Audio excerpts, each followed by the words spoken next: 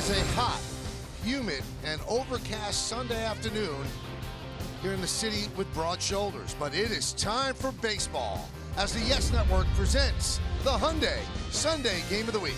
It's the New York Yankees against the Chicago White Sox in the final game of a 4-game set from Guaranteed Rate Field in Chicago, Illinois. Hello, everybody, and welcome to Yankees Baseball, along with Paul O'Neill. I'm Michael Kay. Well, the Yankees had their winning streak snapped yesterday. A dramatic 3-2 victory, walk-off victory for the Chicago White Sox. This one was tight throughout, Paul.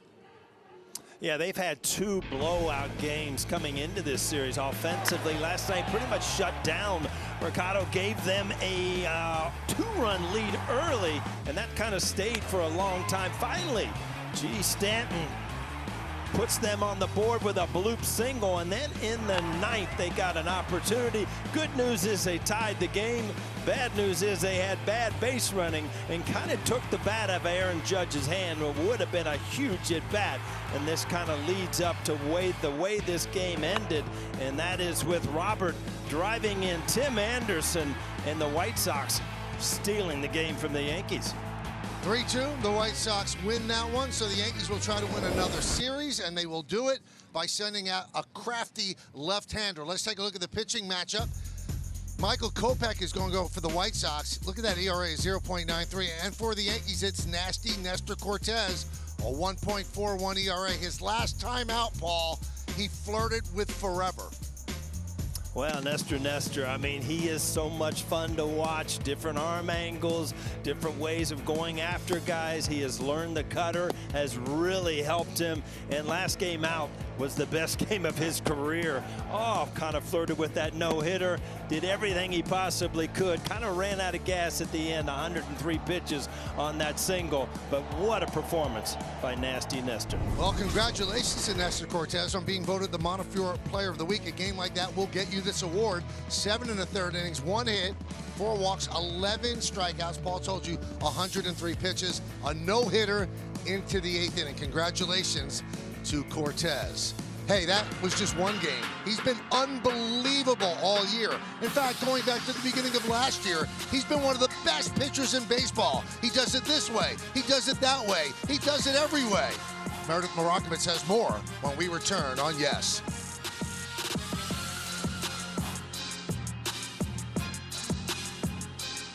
Series finale between the Yankees and the Chicago White Sox. Hey everyone, I'm Meredith Marakovitz. As Michael and Paul mentioned, Nestor Cortes has been phenomenal to start the season. His ERA is the 3rd lowest in the American League. And earlier today, I asked Aaron Boone how much confidence this team has when Nestor is on the mound.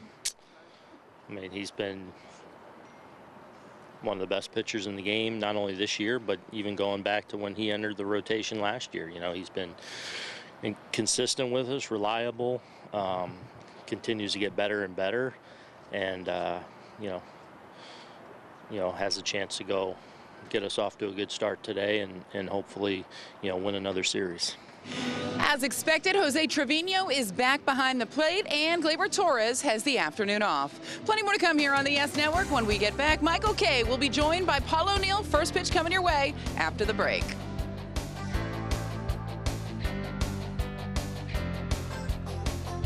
Rain, and I'm not sure. I believe it's just a 10%. It seems pretty lousy right now. Humidity 43%. The wind out of the northeast at 9 miles per hour. And the White Sox take the field. The lights are on here at Guaranteed Rate Field as Kopech climbs up that mound to start his warm-ups. Why don't we take a look at the Yankee lineup that he's going to face? Brought to you by TikTok. It starts on TikTok. DJ LeMahieu, the second baseman, leads off. Aaron Judge in right field bat second. Hitting third, first baseman Anthony Rizzo. Red hot Giancarlo Stanton will DH and clean up. Batting fifth, playing third base, Josh Donaldson. Joey Gallo in left field will bat sixth. Batting seventh, the shortstop, Isaiah Kanafalefa. Jose Trevino will catch. He's going to bat eighth. Batting ninth and playing center field, it is Aaron Hicks.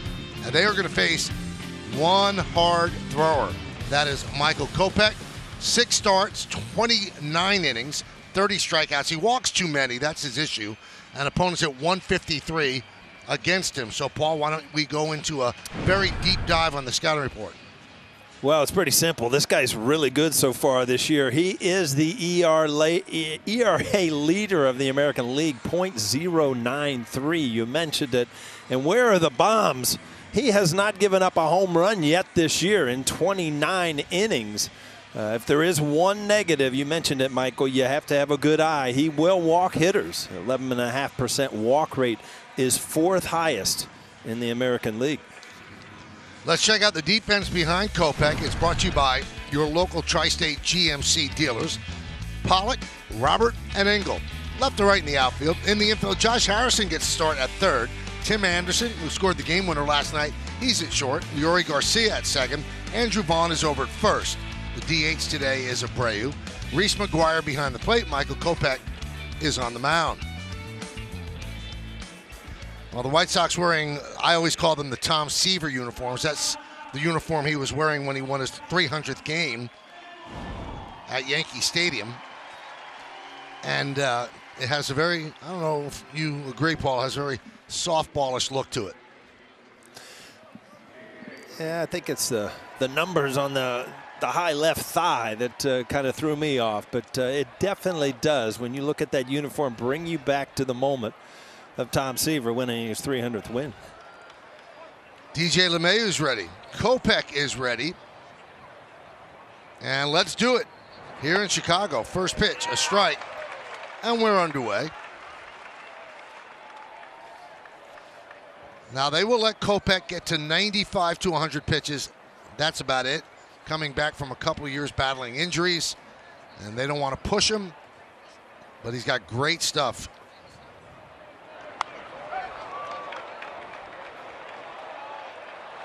In fact, they have an innings limit on him, Paul, where they're not telling anybody what the limit is, but they want him to be available for the postseason. But they're very careful with him. Whenever they can give him an extra day, they do. Well, there's nothing wrong with that. I mean, if you've got a golden arm, you've got to protect it. Michael, you were talking about his stuff, and let's kind of go over what he does feature. Four-seam fastball. Almost 70% of the time, 95 plus, a slider and a curve. Very rarely will mix in a changeup.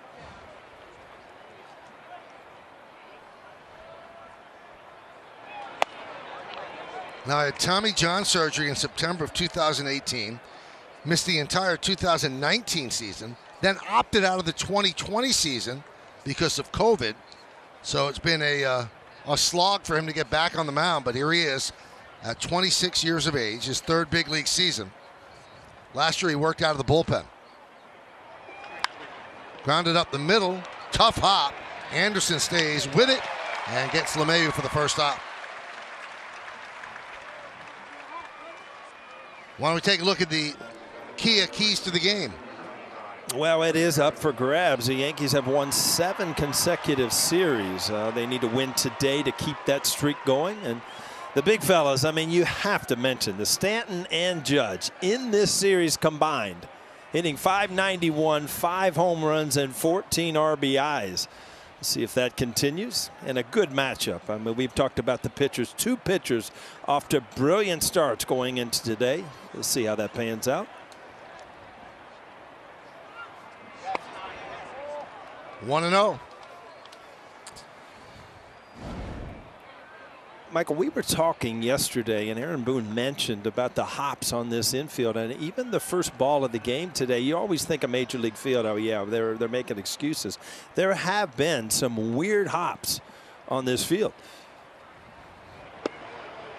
Well, when you see a guy like Anderson with 9 errors, although 6 of them are on the road, it does kind of get your antenna up a bit because he's an outstanding shortstop.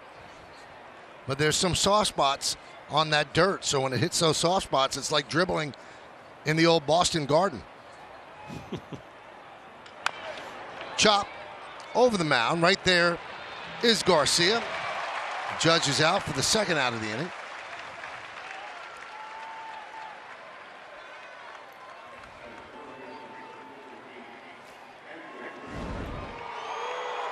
Now, with the old Boston Garden, the dead spots remain the dead spots. They didn't move around. But that's why it's tough even for a home player to know exactly where the soft spots are in an infield. It changes from game to game. Michael, a long time ago, we had a day off in Boston. Arthur Richmond, who used to be with the Yankees, asked if I wanted to do anything. And, you know, that's the first thing that came to my mind, because I heard the Boston Garden was going to close, and he set it up. My wife, Neville, and I went over, walked the court. Pretty cool. I didn't realize how old it was, but my wife, you know, she's like, what's so special about this place? I said, it's the Boston Gardens. Do you know how many championships have gone through there?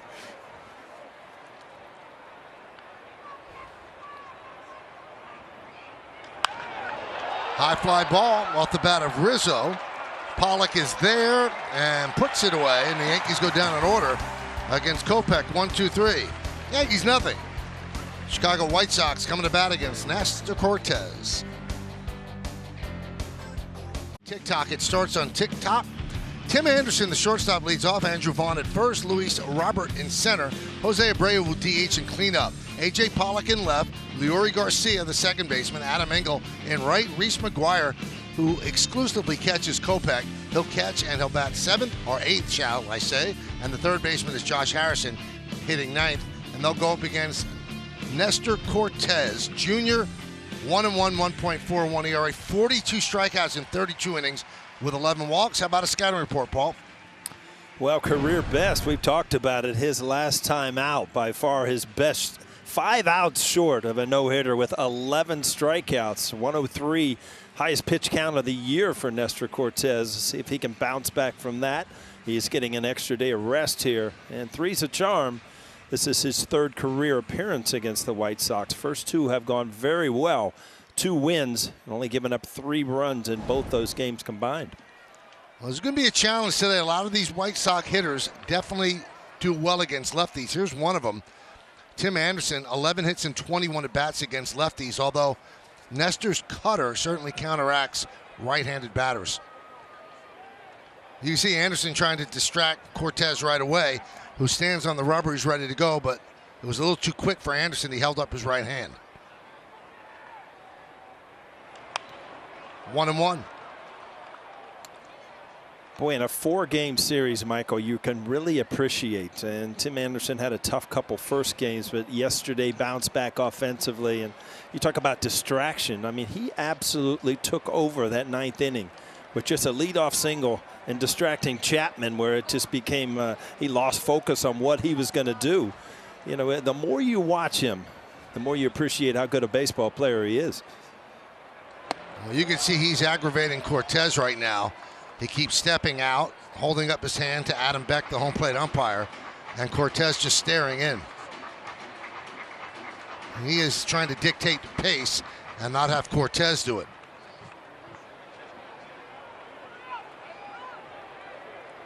Now Cortes holding the ball, and he steps off. Little cat and mouse game, Paul. Well, this is, you know, not getting the signs, and he has. I mean, the scouting report, Cortes likes to work fast, and Tim Anderson already has, you know, thrown a wrench in the what's going on in the pace that he can pitch at.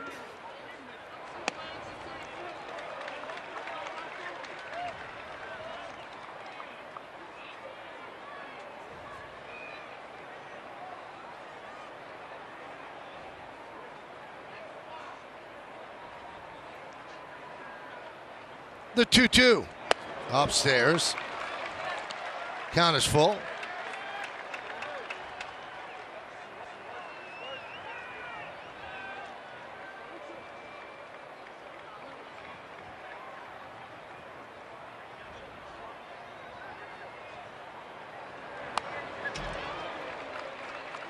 As Paul mentioned, Anderson really distracted Chapman yesterday. Got on base. Chapman was preoccupied. Chapman lost the ability to throw strikes, and the Yankees ended up losing the game.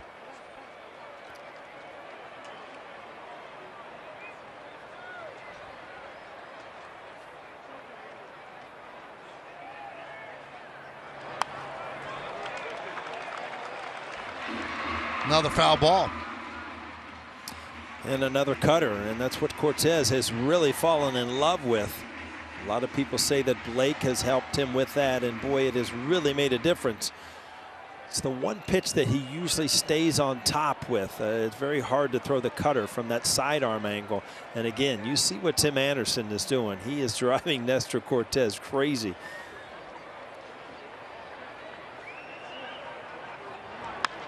Grounded to third, Donaldson. Well, you knew he was going to swing the bat because he has not opened the game with a walk all year, Paul. He's just not somebody who's going to walk. Let's check out the Yankees defense, brought to you by your local Tri-State GMC dealers. You've got Gallo in left, Hicks in center, and Judge over and right. In the infield, we've seen Donaldson at third, IKF at short, LeMahieu is the second baseman, Anthony Rizzo at first, Jose Trevino behind the plate, Nestor Cortes on the mound. Here's Vaughn, who takes a strike. Vaughn, 6 hits and 16 at-bats against left-handed pitching.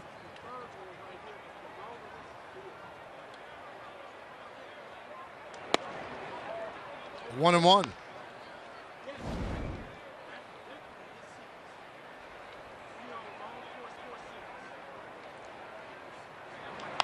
This is quite a sports day in this country. There are 4 Game 7s. Great baseball games, golf, the whole deal. And you mentioned Boston. Boston has a Game 7 against Milwaukee at TD Garden, which is right across the alleyway from where Boston Garden used to be. And the New York Rangers tonight playing a Game 7 against Pittsburgh. So settle in, everybody. Get comfortable on that couch. 2-2. Well, Trevino thought that was strike 3. He was getting ready to throw it down to Donaldson at third. Yeah, pretty much hit his target, and I think Nestor was kind of laughing about it too. Like, really? How can you miss that? High fly ball, left field. Gallo puts it away. Out number 2. Cortes has had a full count on the first 2 batters.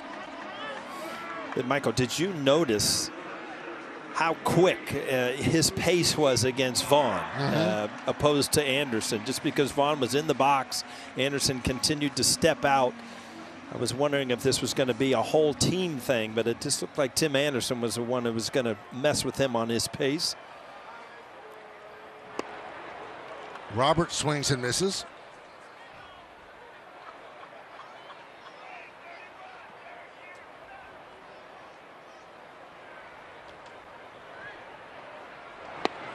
Swing and a miss.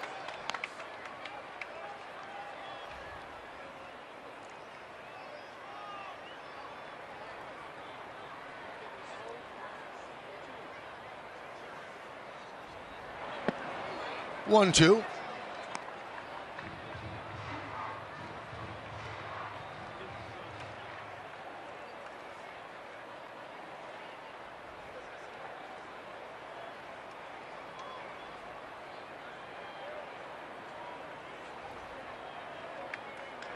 Line drive, it's a base hit. Cutting over his Judge, gets the ball, and will hold Robert to a single. And that single extends Robert's hitting streak to 13 straight games. He now has 10 hits and 23 at-bats against left-handed pitching. Well, he has shown that he will go the other way. With the game-winning hit last night, same thing. But, you know, when Nestor throws that cutter, it's meant to be down. And that ball up in the strike zone, that little cutter kind of becomes just a flat little slider up in the strike zone. Great swing by Robert. Here's Jose Abreu. 1 for his last 22. The 1 was last night. Breaking an 0 for 21 slide, and he had waited so long to get a hit that his teammates were calling for the ball. And he and Rizzo had a laugh at first base. You know, it's always a scary thing when a guy's due, and then he's come out of the slump by getting a hit. It's much more relaxed today. Keep an eye on him, and you just hope that he doesn't put a big day together against the Yankees. Have a little bit of a light rain falling here at Guaranteed Rate Field. Michael? Yep. I don't know if you noticed, but he went to the 1 rubber band in his beard today. Remember, he's been sporting 2. So he's trying to change his luck. Let's see. Just saying. Come on, turn around. Wow, so he's gone from the full Captain Lou Albano to a partial Albano.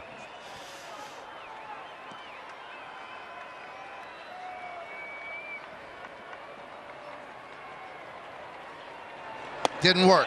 As Abreu swings and misses, and that'll do it. No runs a hit, no errors, one man left on base. We go to the second. Nothing right here. Sportsbook, make every moment more. By Burke Rehabilitation. Get back in action with Burke. By Cadillac, gravitate to greatness and visit your Tri-State Cadillac dealer today.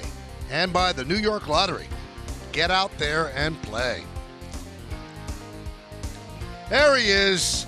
Hey, look at that guy. You look angry, so that's a normal picture for you. Nah, I got a hit there.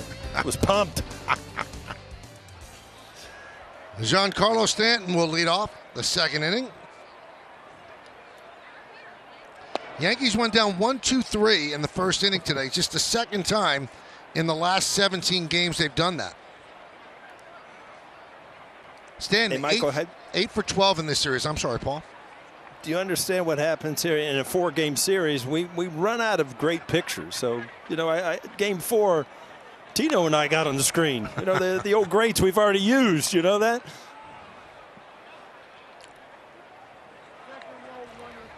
It was just matching first base, outfield. It's really at the whim of our producer, Troy Benjamin. It's one of my favorite things that we've done the past couple of years. It brings back such good memories seeing those old faces. And that's another guy that reminds me of these uniforms was Harold Baines, who ended up in the Hall of Fame. A lot of his hits with the Chicago White Sox.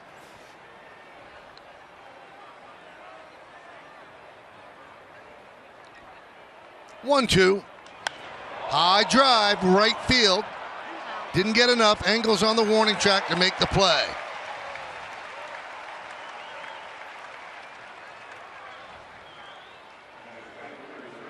Hall of Famer now. He is. Mm-hmm.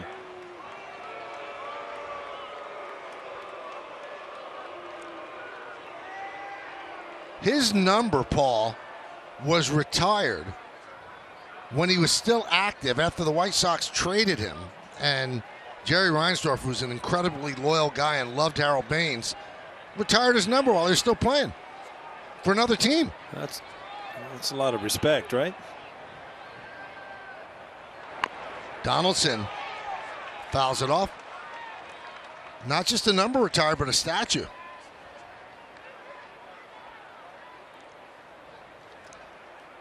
I once played a trick on Paul concerning a statue. His son was playing a basketball game at Fordham. And Paul texted me and said, "We're here on the Fordham campus. What a great campus." And I just texted back. I said, Did you see the statue they have of me? He goes, "No." I said, "Yeah, it's right around the Rose Hill Gym." And he's walking around. He keeps, can't find it. It doesn't exist, Paul. That's why. It's a good thought, though, Michael. 1-1. Inside.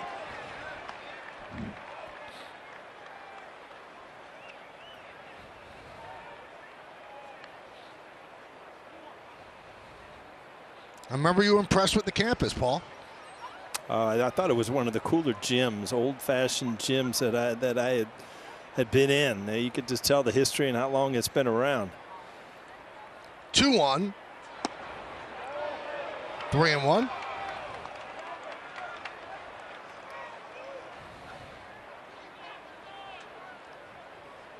So Donaldson has reached in 20 straight games, and in those games, 13 walks.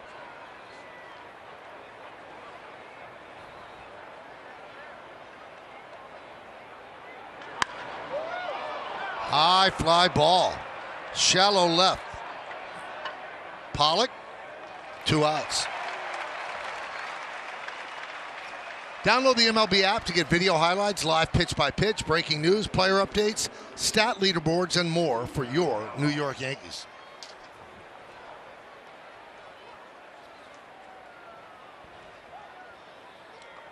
There's Joey Gallo. You know, Kopech came over to the White Sox along with Yoan Moncada, who's not playing today, in the Chris Sale deal. And that's one of those deals, really, you could say it worked out for both teams. White Sox were not winning a championship in that time frame, even with Chris Sale.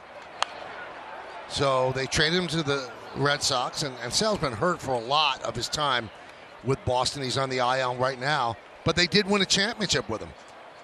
So whomever they sent over to the White Sox, they'd live with it because they got a title out of it. But Moncada and Kopech, they're the real deal. A good return for Sale.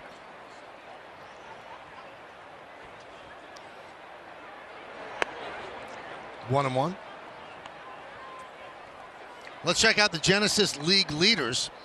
So he's first in ERA, third in opponent's batting average against, first in opponent's slugging against, and he's tied for first by not allowing a home run.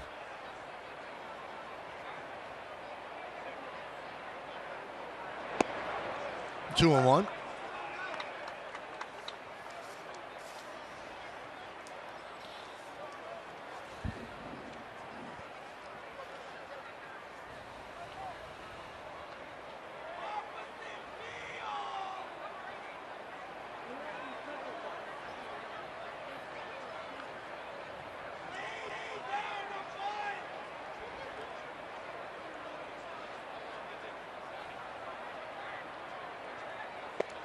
Last 39 plate appearances for Gallo. He's reached base 14 times, 8 hits and 6 walks. And in his last 11 games, 8 for 27, 296. So he's starting to come around just a bit.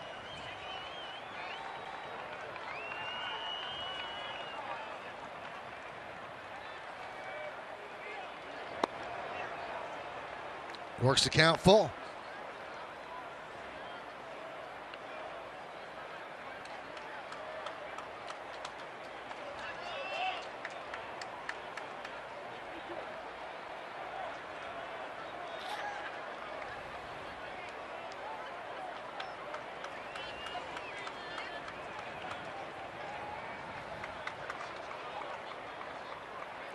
And the pitch. He works a walk. Yankees first base runner.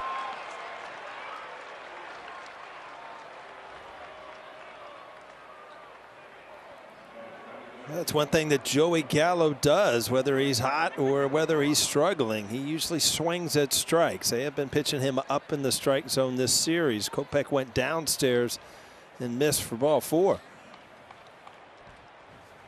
Here's Isaiah Canafalefa.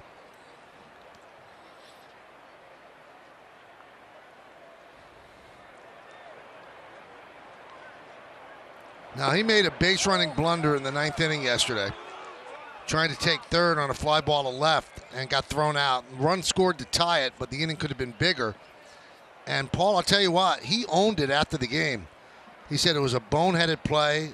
It was a mistake by me, and it's a mistake I will not make again.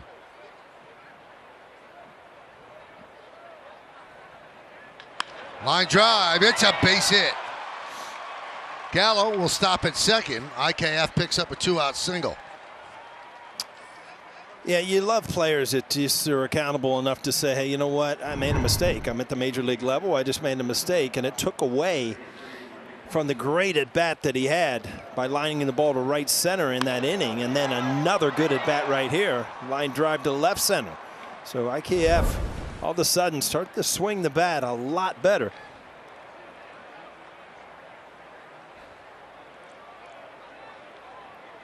And it's interesting, Paul, because Aaron Boone addressed it with him. He said, but I don't want to take away his aggressiveness. He said, I don't want him not to do, daring things on the bases. He said, but in that case, I told him, that's a play that develops slowly.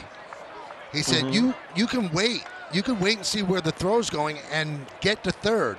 He said, by just running as fast as you can, you're running yourself into an out there. So that's what he relayed to Canafalefa.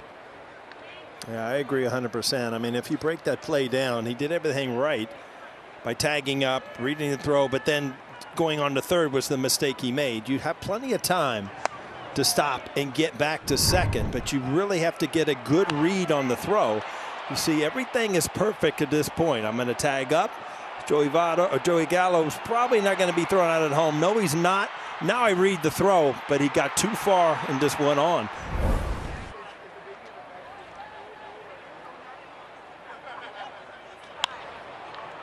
And Boone did bring this up too, Paul. He said, there's a value to getting to third with one out. He said, so I don't want him to think I can't try to go to third there, but I want the approach to be different, because you get over to third with one out, they have to bring the infield in, you could score on a fly ball. So you can make the second out at third, but not like that. Can't make the first or the third out at third.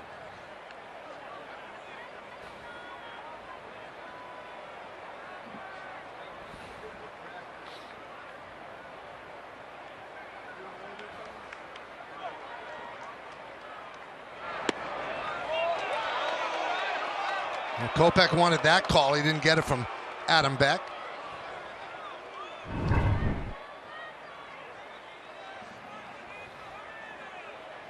You've seen some close pitches so far not go the pitcher's way. One with Cortez last inning, one there with Kopech just off the plate away. And a walk. Well, we told you on the scouting report, the numbers are great except for the walks, and now he's loaded the bases for Aaron Hicks.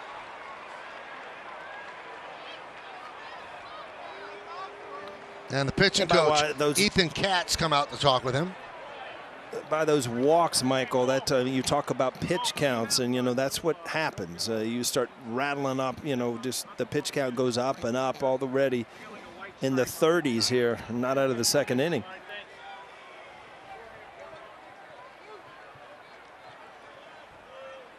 Well, in this series, the Yankees have 15 two-out runs so far. Looking for more as Adam Beck, the home plate umpire, goes to break things up. Let me give you the rest of the crew. Chris Guccione's at first, Mark Carlson's at second, and Jordan Baker is over at third.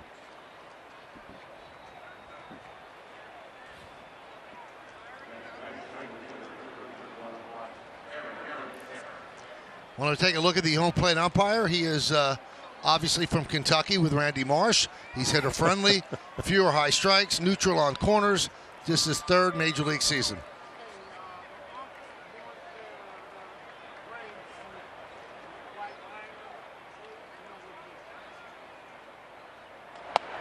Hicks is 1 for his last 23, so a big at-bat for him. He takes ball 1.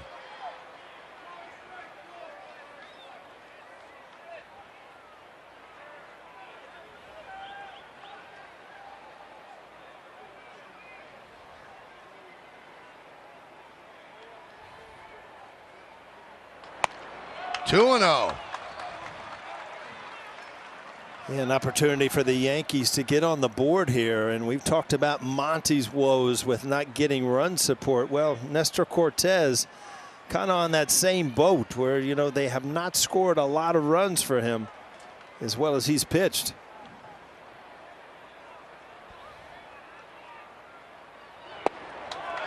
There's a strike.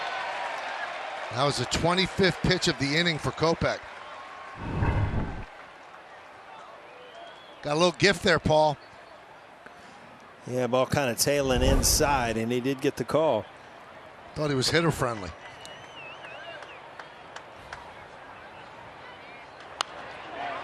Two.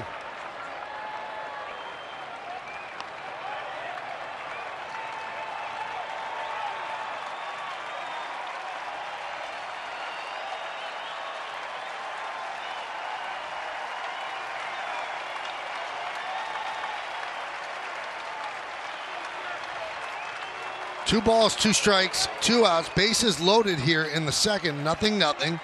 Yankees trying to take 3 out of 4 from the White Sox in Chicago.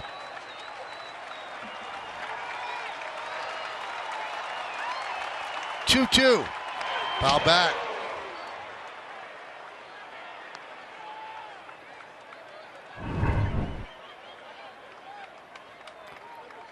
Well, you can't ask for much more than that. Fastball right there.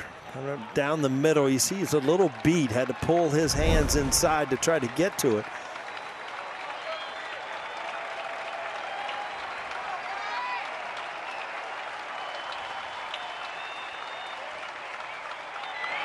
Check the swing. Did he go? No, said Jordan Baker.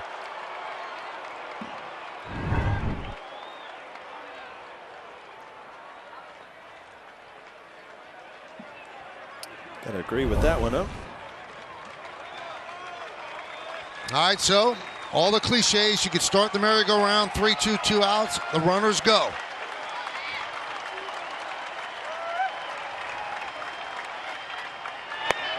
Ball 4, forcing in a run. Yankees lead 1-0 as Gallo crosses home plate. 3 walks in the inning for Kopech. Well, I don't care how good you are as a pitcher. When you give extra free passes, things are going to happen bad for you. And right there, Aaron Hicks fouled off a couple pitches, made him continue to throw strikes, which he was unable to do.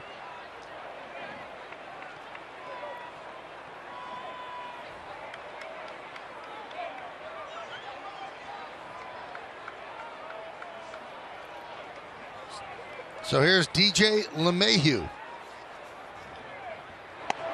He's all over the place right now. 1-0.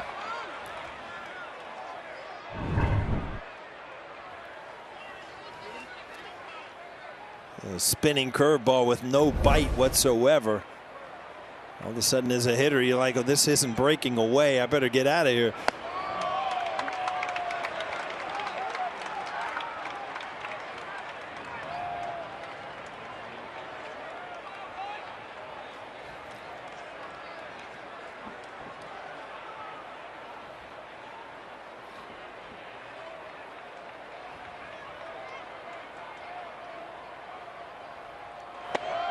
Three and 0.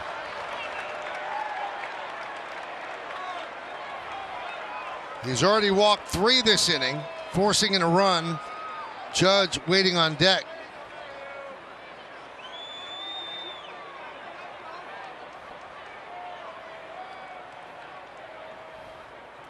And the pitch.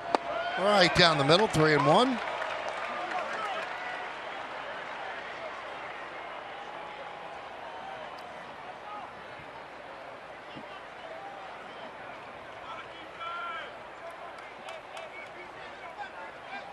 IKF at third, Trevino at second, Hicks at first, a 3-1. Ball 4, 2-0 Yankees. Forcing in another run.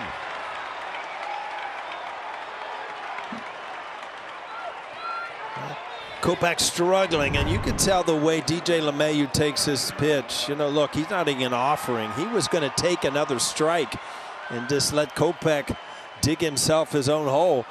All of a sudden, Yankees, couple free runs.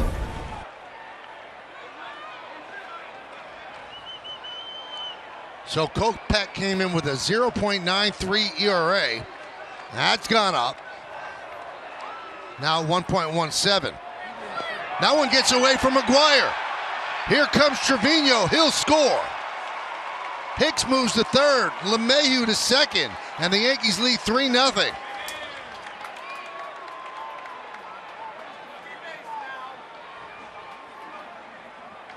Well, Michael, you don't see 3 runs in an inning with 1 hit very often. And IKF had a great at bat, and other than that, nobody has had to take the bat off their shoulders. Kind of a short hop, not blocked by McGuire. Another run for the Yankees. Second and third now. There's the strike. Yankees have scored 30 runs in this series, and 18 of them with 2 outs. And now the White Sox have to get the bullpen moving. And it's Burr, who we saw earlier in the series, Ryan Burr. 1-1. Nice block there by McGuire. It's got to be a helpless feeling for a pitcher, Paul. He just can't find the plate. Yeah, and it's not with just one pitch. It's with all his pitches. His fastball's been out of the strike zone. His curveballs, he's bouncing it. And he really, like we said earlier in the game, doesn't have a changeup to go to. So he's kind of in the middle of nowhere right now for a pitcher.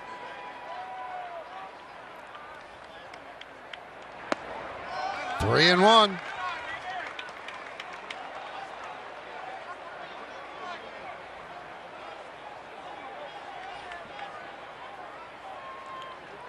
And Rizzo's on deck.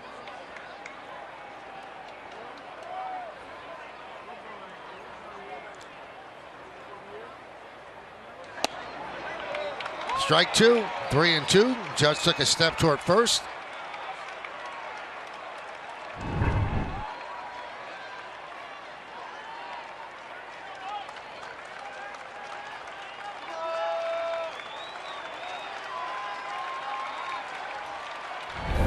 And here is the payoff. Foul ball.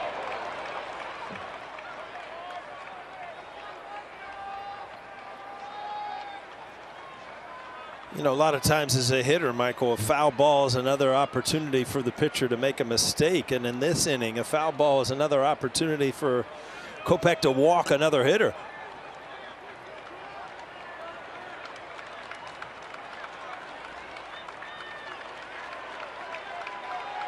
The Yankees had taken 11 straight pitches before that foul ball. Hit sharply and grabbed there by Harrison. And that will finally do it as the Yankees walk their way to a 3-0 lead. They leave two. Their annual Star Wars celebration for Wednesday, May 25th, when they take on the Orioles. There'll be a special Star Wars theme for the game. The first 18,000 guests in attendance receive a special Yankees Yoda bobblehead. Tickets are going fast, so make sure you get yours today for the rescheduled Star Wars night at Yankees.com. Well, Kopech obviously incredibly frustrated. He lost the plate, and he gave up 3 runs. And now trying to figure out how it happened. No swings and misses on 51 pitches. And the first pitch from Cortez to Pollock is high. So Cortez went 26 minutes between pitches.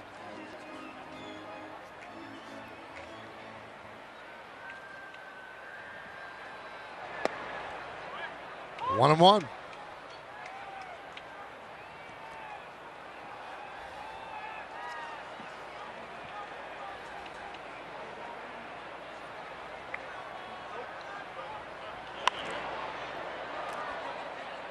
Talking with Steve Stone, the longtime White Sox analyst on the television side, who once won a Cy Young Award while pitching for the Orioles. And he said he loves pitchers like Nestor Cortez. He said he believes that that's the future of baseball. He said everybody throws hard now. Hitters adjust. They can hit heat. This is the type of guy that teams will be looking for. Swing and a miss. Down goes Pollock. Well, that's a good point, Michael, and it's great to have diversity not only in your lineup but your starting pitching, and that's a couple lefties, a couple righties, a hard thrower, a guy that pitches, a finesse pitcher. It just gives you different options to throw at different teams, matchup-wise.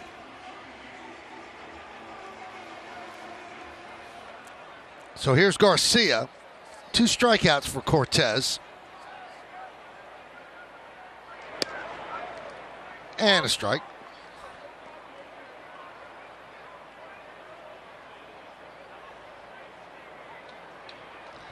White Sox have won 8 of their last 11 games and 9 of 13. But they lost the first 2 games of this 4-game set. Last night, 3-2.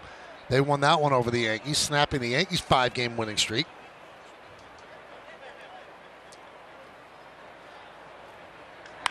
That one is lined into center field, and Hicks is there to make the play. Ball stayed up there, was hit so hard. Yeah, it looked like a knuckling line drive. When you hit them just perfectly solid, sometimes they don't have a spin on them. And you see Aaron Hicks kind of jab at it at the end, which tells me as an outfitter, the ball's kind of knuckling. It's almost like a knuckleball from a pitcher. It's just hit so solid.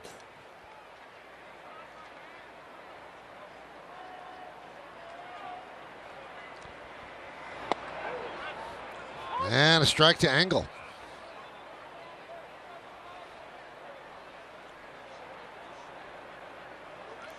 Engel 3 hits in his last 13 at bats.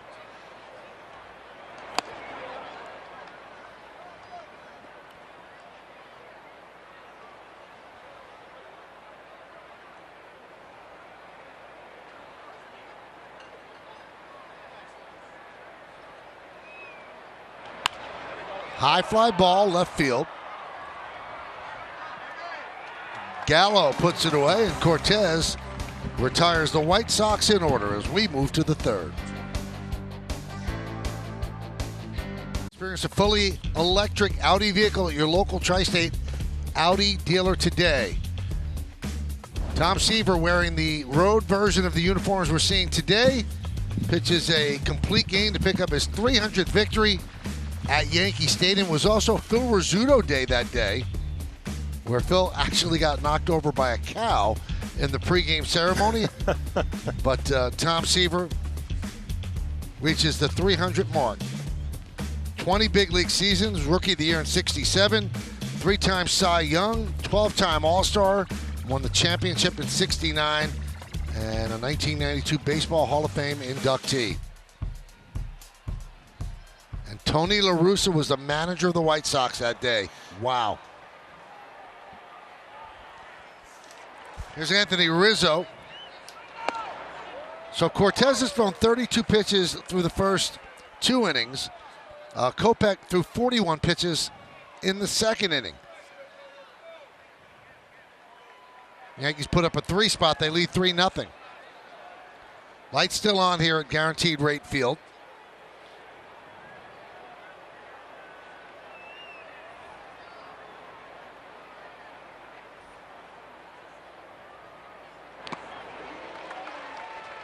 Oh, and 2. So Rizzo in his last 12 games is 6 for 42. That's 143.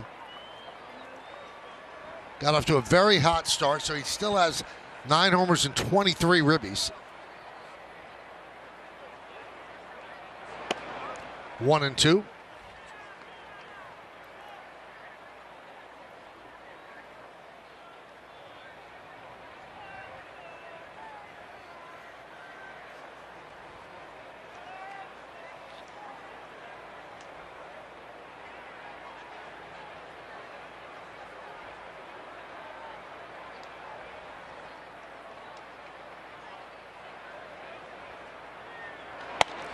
Two and 2.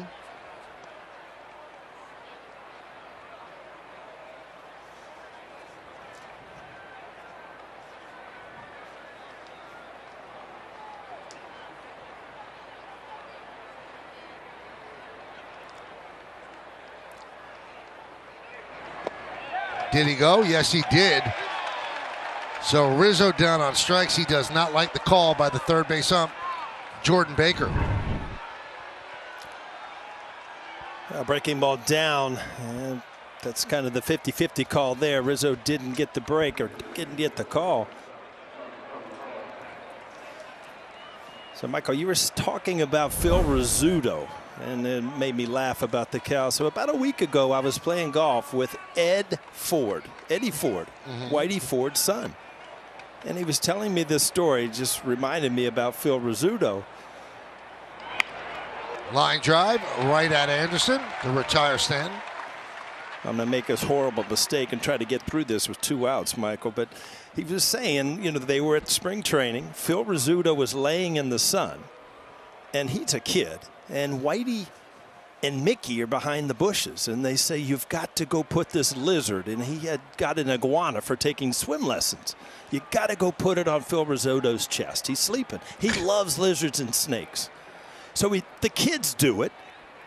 Rizzuto goes crazy, jumps up with a lizard, claws him, and sticks on him. So he's kind of running around the pool with a lizard on him.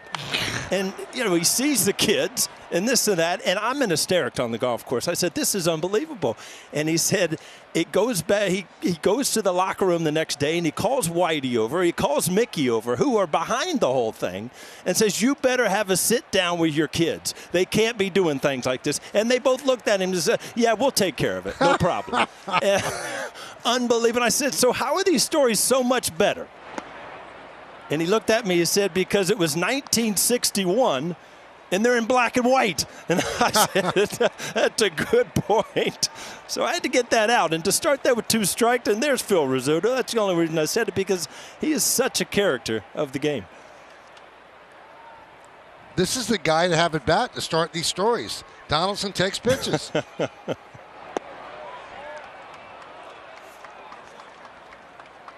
Phil really was one of a kind, and we know what type of player he was, but I don't know if he ever really truly got the credit he deserves as a top-flight baseball broadcaster. He was a great play-by-play guy. Big moments, and he rose to the occasion. He was outstanding. He's terribly missed. 2-2. From what I understand, Michael, he got to go home. He just left when he wanted to, right? Yes, when it was got to be raining, or he said, I'm out. He's on the bridge.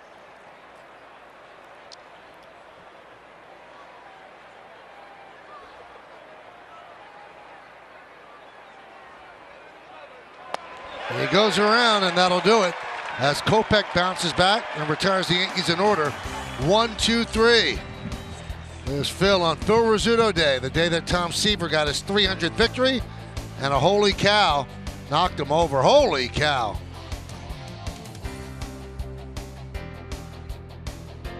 Anthony Rizzo has a lot of fans in the house this afternoon. His Anthony Rizzo Family Foundation sold about 250 tickets to fans of Anthony. It's a lot of families of children that he has helped through his foundation throughout the years. We spoke the other day, Michael, about how much charity work he did here in the Chicago area, and that has not ended because he is a New York Yankee. On Friday, he was at the Lurie Children's Hospital talking to some kids there. He always does a thing where he allows them to actually sign his jersey instead of the other way around, which is kind of cute. And over the years, he has donated over $5 million to the Lurie Children's Hospital. It's something that is near and dear to his heart as a cancer survivor himself. Great story. Great to see Rizzo doing that in the community and staying close to the Chicago community as McGuire looks at a called third strike. That's the third strikeout for Cortez. All right, the arm angle was there. He dropped down and just threw a perfect slider on the outside corner. This is what you would wonder why all pitchers wouldn't do this, but it is very hard to control different pitches from different arm angles, and Nestor is very good at it. See him drop down a little sidearm there, which adds a little more break to that slider. Backdoor breaking ball catches the outside corner. 0-1 on Harrison.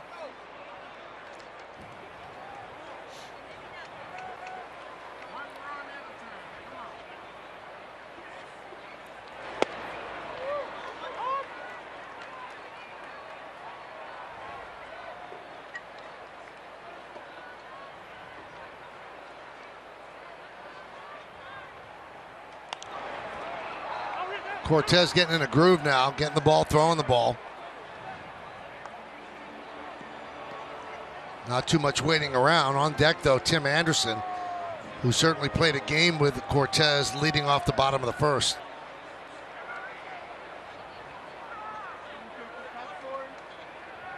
Swing and a miss. Strikeout number 4. Two-way. Well, it's just a great sequence. Away, then in with a cutter, and then back away with a four-seamer. I mean, it's just textbook pitching. You know, Michael, Cameron Maven and I were talking that last series we did together on how much pressure it puts on you as a hitter when a pitcher just is continually on the mound staring in for the next pitch. Just it shows so much confidence. Like they're almost looking at you like, let's go, I can get you out. And you know, Tim Anderson, we talked first inning, see if he does it here again, tries to slow him down a lot.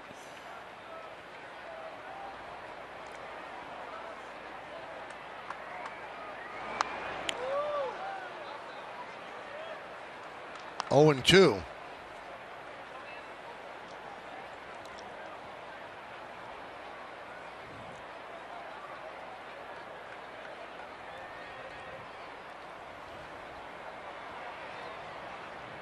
Swing and a miss.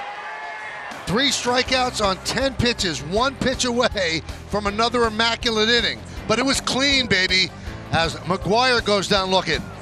Harrison swings and misses, and Anderson makes it 3 in a row. Toyota, the official hybrid vehicles of the Yankees. Today's picture was submitted by David Weinstein. He and his son recently enjoyed a day out in the bleachers at Yankee Stadium together. Looked like they had a great time on a beautiful day. Nice job, David. Use the hashtag Toyota Pinstripe Pride. Post your picture to social media to reflect your love for the Yankees. We might spotlight you in a future game. Impressive inning for Nestor Cortez as the Yankees now come up. Joey Gallo fouls it back to start off the fourth. So Nestor's only been on the mound for 14 minutes today.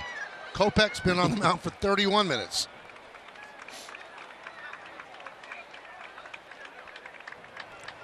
Gallo started the walkathon against Kopech in the second inning with 2 outs. And he hits that one high in the air to right center field, shallow. And Engel makes the play for the first out.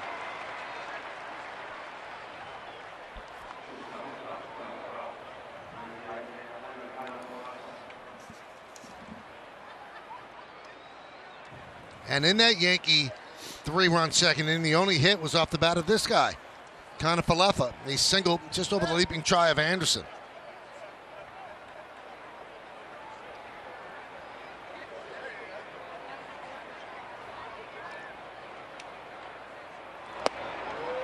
So Gallo walked with 2 outs in the second. IKF singled. Trevino walked to load the bases. Hicks walked with the bases loaded to drive in a run. LeMahieu walked with the bases loaded to drive in a run. And then Trevino scored on a wild pitch while Judge was at the plate.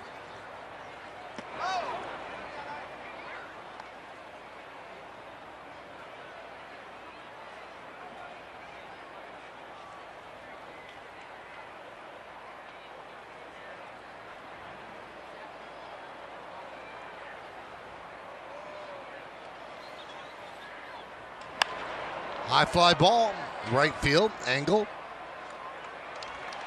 2 outs. Hey, Wednesday night on the Yes app, the boys in blue hit the road for a battle with DC United. Coverage starts at 7 with the NYCFC pregame. Then kickoff will be just after 7:30, presented by Nissan, streaming live on the Yes app. So here is Jose Trevino.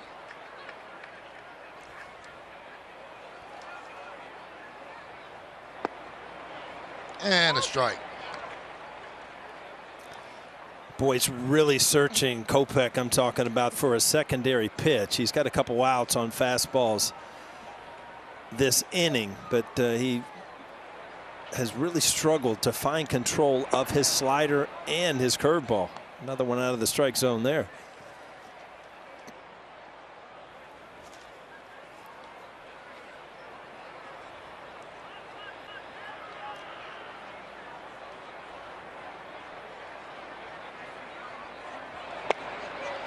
One and two. There's a curveball.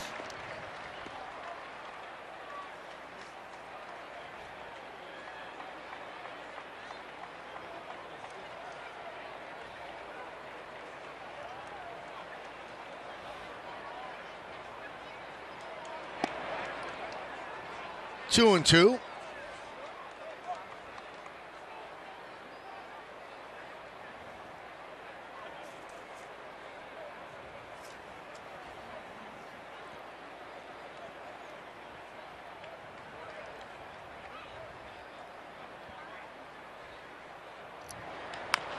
Chop toward third. Harrison gets a nice hop. And that'll do it. As Kopech has retired 7 Yankees in a row. We go to the bottom of the fourth.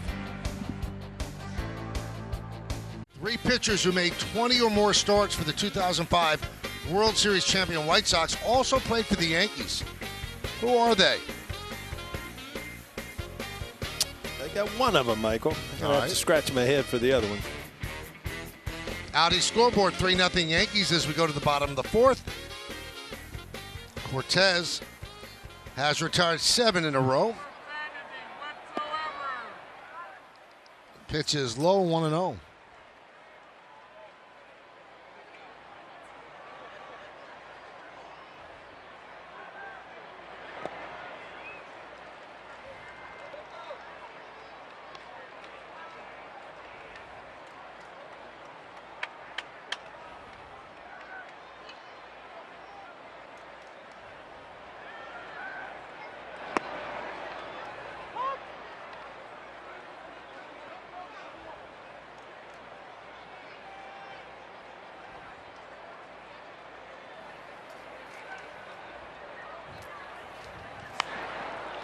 Fly ball. Right field, long run for Judge, and he makes the play on the run to retire Vaughn.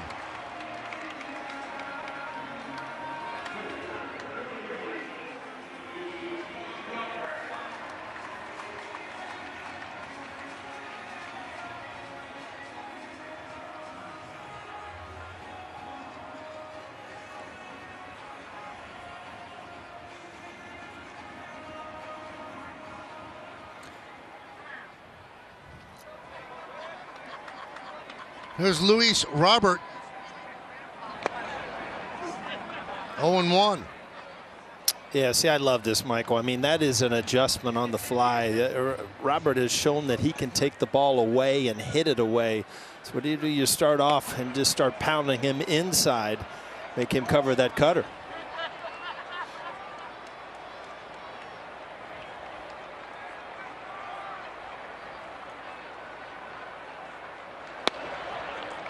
Two and one.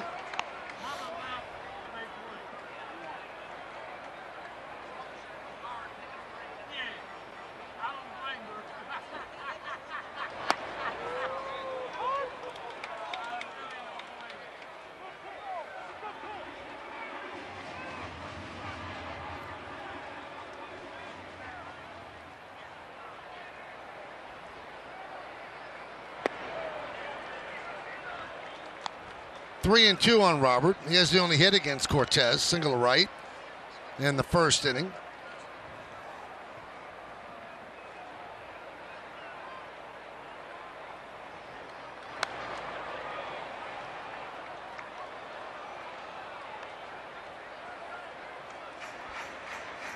It's 3-0 Yankees as they try to take their 8th straight series win.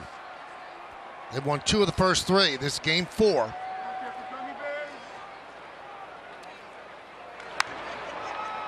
Fly ball, right side, foul territory. Long run for Rizzo.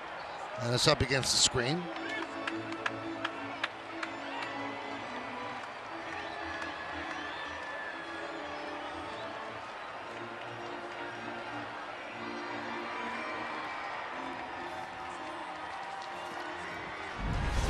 Take a look at Nestor's first 5 strikeouts on StatCast 3D by Google Cloud. 2 on the four-seamer, 2 on the cutter, 1 on the slider. 2 out of the strike zone. 3-2. Grounded to third. Donaldson backs up. 2 outs.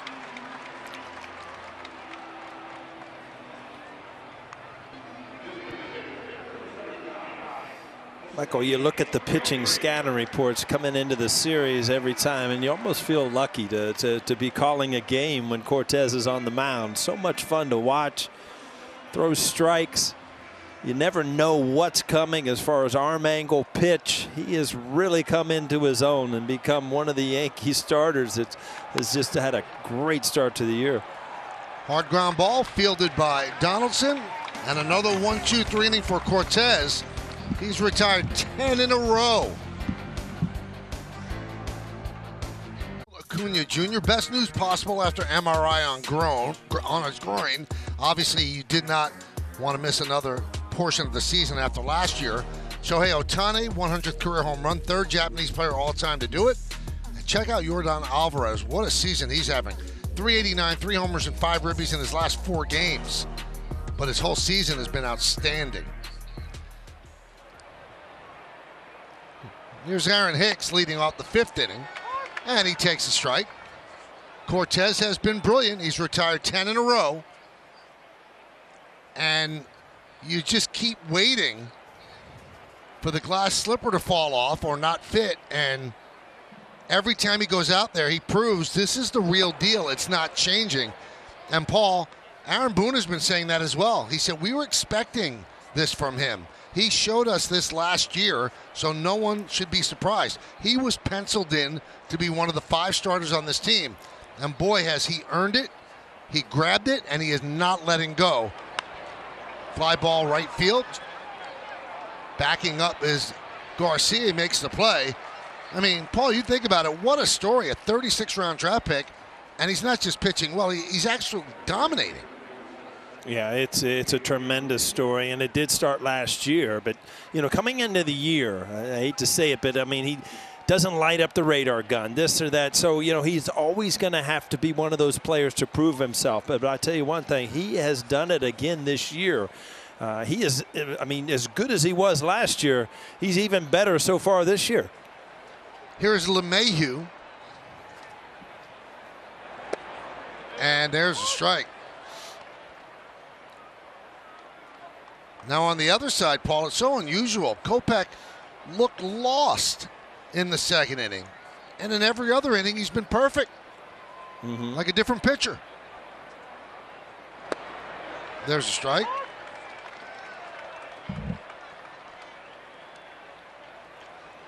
Second inning, he threw 41 pitches. Every other inning, 9 up, 9 down, 31 pitches combined. So try to figure out baseball.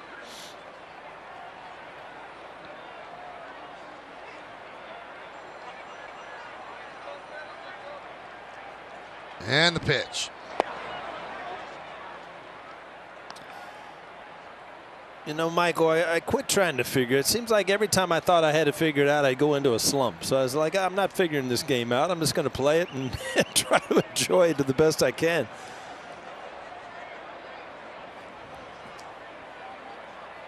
And the 1-2. 2-2.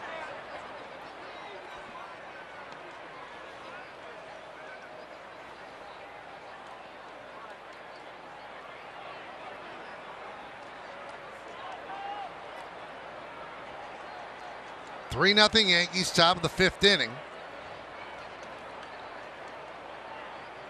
This will be pitch number 80 for Kopech. Swing and a miss. LeMahieu down on strikes. Well, you don't see this very often. DJ LeMahieu really leaving the strike zone. He usually has such a good feel. Kopech goes upstairs. Gets DJ LeMahieu swinging.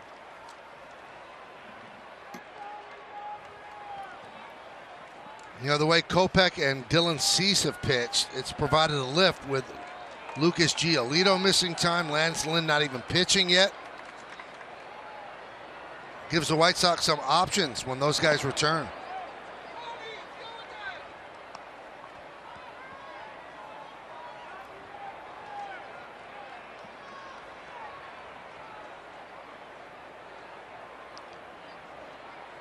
Judge 0 for 2. Ground ball to second, ground ball to third.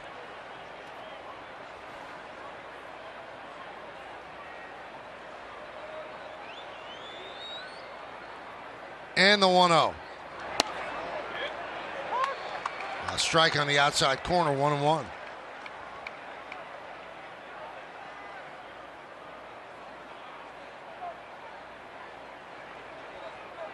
Now all the other innings add up to 41 pitches, so that matches his second inning output. Big cut, 1-2.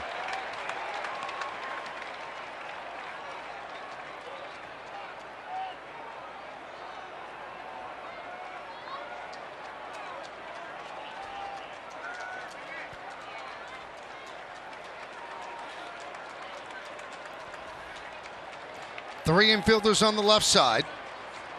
Center fielder Robert toward right center. So they play him to pull in the infield. They play him to go the other way in the outfield.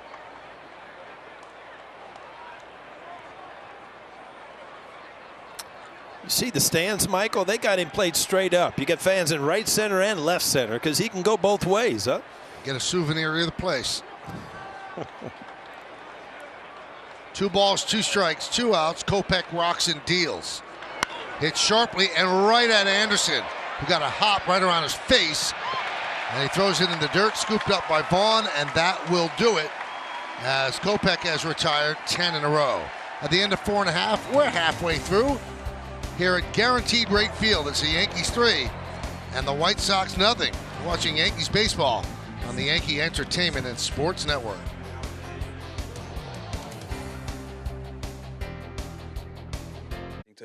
To fall back on, so I was gonna, ride this as long as I could, and thankfully it started clicking last year, and hopefully I can continue to do it. I mean, that is so honest by Nestor Cortes, and I wonder, it can't remind you of the same thing, Paul, but it reminds me of Richard Gere's speech in Officer and a Gentleman when they were going to throw him out. They said, "This is all I know how to do. I have to make it work." And Nestor Cortes has made it work. It's just a wonderful story, and I know, Meredith, you've talked to him a lot. It's a great story. And he said he's really never considered giving up. He always knew that he could have success at this level. It's only recently where he's found it. Last year he started obviously throwing the ball really well, Paul, but he's a guy that just loves being out there. And one of the things I like about Nestor Cortes is how relaxed he is on days that he's starting. Michael, you were in the clubhouse today, and he was sitting at that table laughing, playing cards, didn't seem stressed in the slightest in how he was going to follow up his last performance where he took a no-hitter into that 8th inning. And guys absolutely love playing behind him. He's efficient, he works fast, and oftentimes when that's the case, the defense is extremely dialed in as well, Paul. Well, it's always good to play behind somebody that pitches at a good pace. I mean, you're on your toes. Nothing worse than the slow motion out there that just drags on and on. And you'll appreciate this too, Paul. He had a nice, significant plate of bacon and eggs before the start. That's nice. Like old school, huh? Yeah.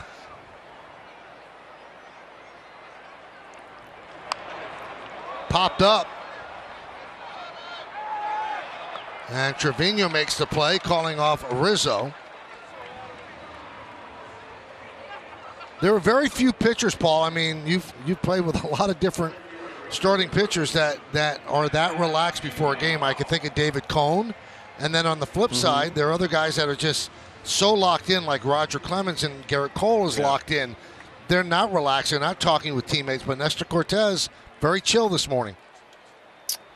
Yeah, going back through the year, Jimmy Key was a very relaxed pitcher, but you're right. Roger Clemens, you could tell the days he was pitching. Andy Pettit was always zoned in. You know, pitchers out there every 5th day, and when it is their day, you know, it's time to lock in. But everybody, whether you're an everyday player or a pitcher, has a certain way about going about things.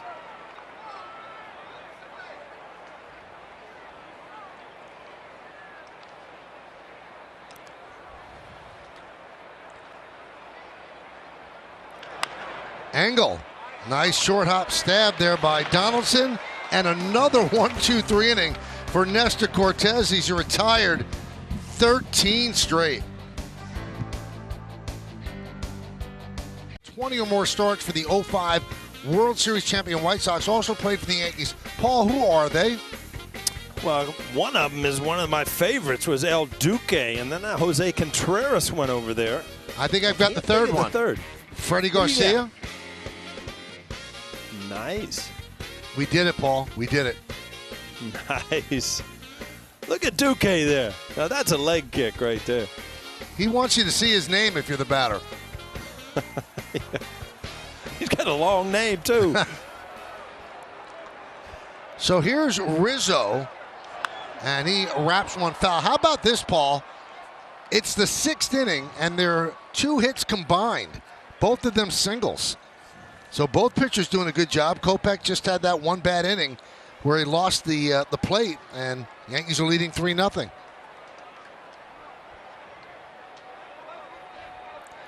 Now, in that 2nd inning, Kopech threw 24 pitches out of the strike zone. And in 5 innings, Cortes has thrown 18 out of the strike zone all game. And because of that, he's happy. He's smiling. And again, you talk about personalities, and most pitchers that are pitching that well, they don't crack a smile until they're out of the game. I mean, Nestor, that's just his personality. That's how he stays loose. Rizzo flies to center field.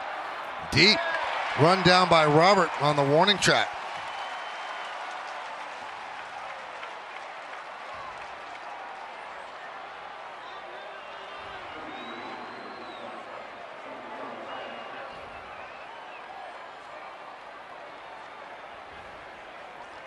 So here's Stanton. He's 0 for 2.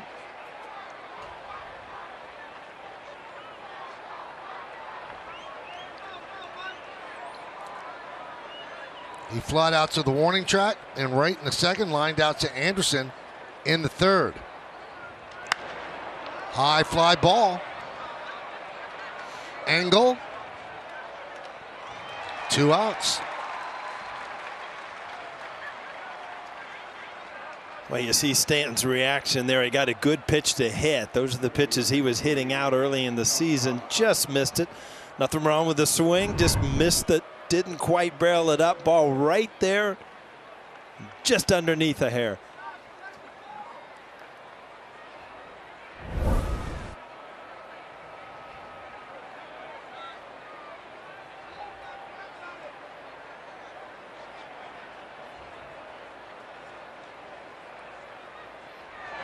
Swing and a miss.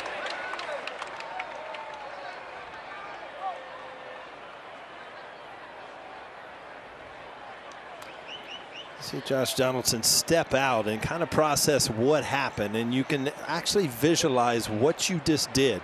Did I start too early? Did I start too late? Did I come off the ball?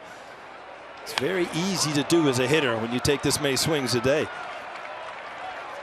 Well, that's a 6-pitch inning for Kopech, and he is retired now.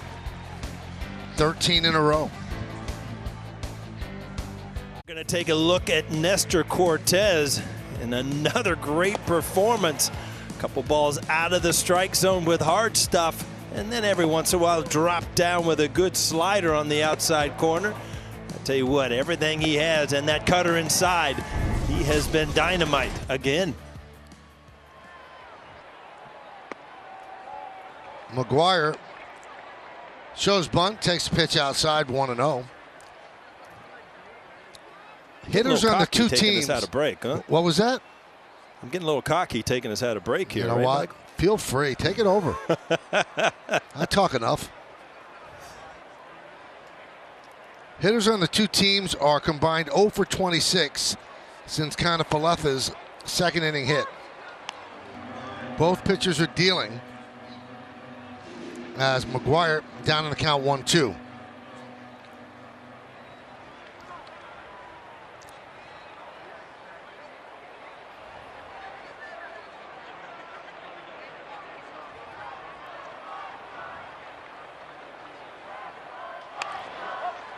One little El Duque, El Tiante there. That's popped up as IKF runs it down. Stream Yankees baseball on the Yes app, presented by T-Mobile. You know, we're talking about Cortes, Paul, being a 36th round draft pick. And there aren't that many that make it that high of a pick. I mean, I tracked down 2 New York athletes, and one's legendary. Mike Piazza was selected in the 62nd round. Grounded third. Oh, a diving stop by Donaldson. And he gets Harrison for the out. What a play by Donaldson. I'll tell you what, this series, Josh Donaldson has been very good defensively. Just looks good in the field as far as quickness, hitting up, good throws. Very active over there, like the old days. Great play.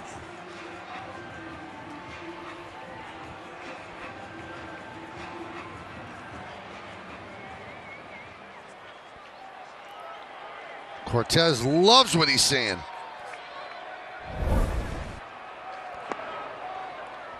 Anyway, Piazza, 62nd round. Another, I know a guy you like a lot. Don Mattingly, 19th round. But Donnie lasted till the 19th because they thought he was going to go to college. But Piazza was just selected as a favor by Tommy Lasorda to his dad, who knew his dad. And you look at Nestor pitching the way he's pitching now, I'm not quite sure that he would be selected early in the draft because he doesn't have the stuff that scouts can put their reputation on. He hasn't thrown 99. There's a base hit in the center field for Anderson. So that breaks the string. 15 in a row.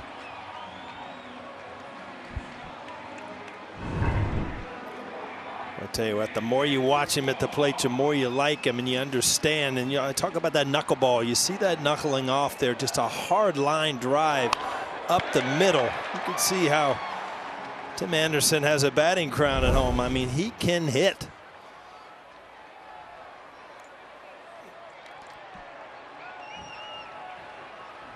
He won that batting crown in 2019.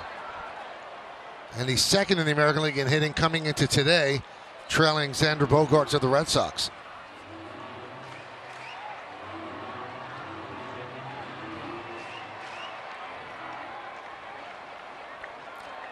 The second hit for the White Sox against Cortez. Vaughn with a fly ball right field. Moving toward the line is Judge, and he makes the play for the final out. No runs a hit, no errors. One man left. Check it out. We go to the 7th inning. Well, Hyundai wants to award a hero with a 2022 Hyundai Tucson. To nominate your hero, visit HyundaiSaluteToHeroesNY.com and tell us why they should win. Cadillac scoreboard 3-0 Yankees over the White Sox. New pitcher for the White Sox, Ryan Burr.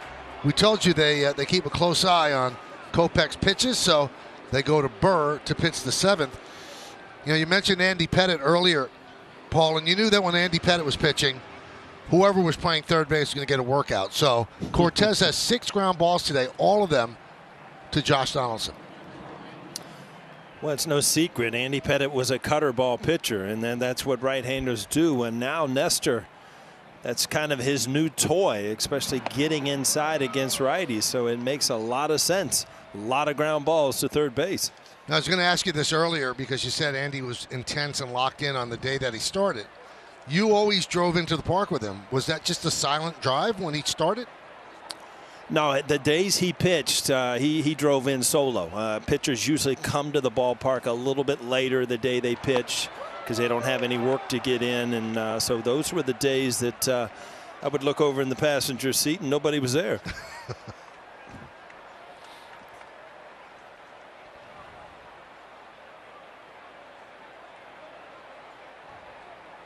0-2 on Gallo.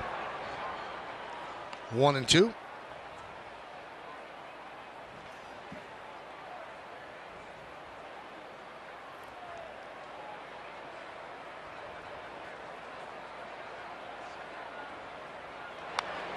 Fouled straight back.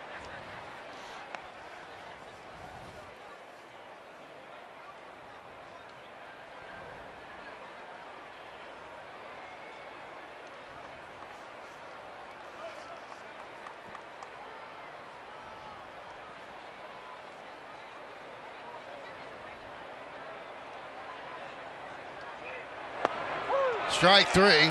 Gallo down looking.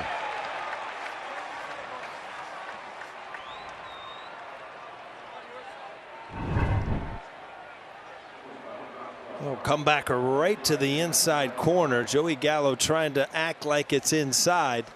Looked like a pretty good pitch.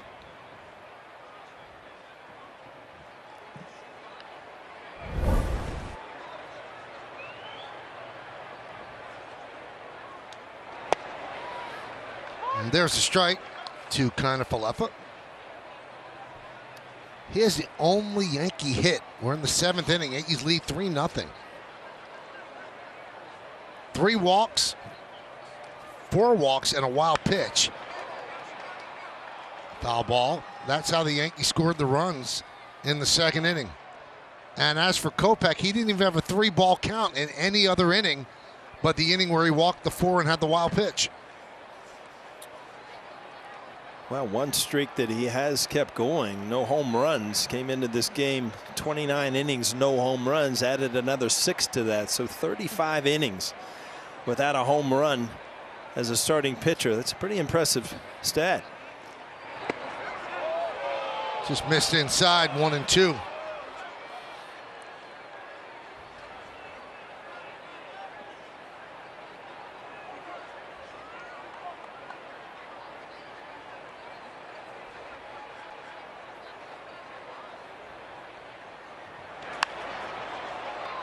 Fly ball right center, moving over Engel. He's there to make the play. 2 outs. Well, it's time for today's injury report, brought to you by Montefiore State-of-the-Art Healthcare in New York City, Westchester, and the Hudson Valley. Ben Rortvedt, right oblique strain, announced on March 19th. 2 for 4 solo home run, a walk, and 2 rehab games with Single A Tampa, but the rehab assignment has been paused. He has a knee injury. He's going to be checked out by Yankee team physician, Dr. Christopher Ahmad. So a big part of that deal with the Twins, and he has not played in the game in the regular season for the Yankees. But the Yankees haven't skipped a beat because knowing that Rortvedt was hurt, they went out and got Trevino. And boy, Trevino has really established himself on this team. He's one of the better defensive catchers in the game and one of the tops at framing.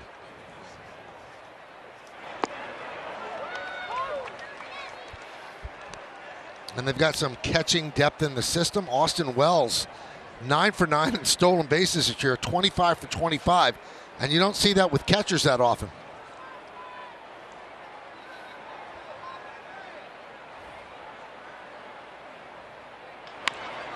Grounded to short. Anderson's there, and the Yankees go down in order, 1-2-3. At the end of 6.5 innings of play, it's time for the 7th inning stretch.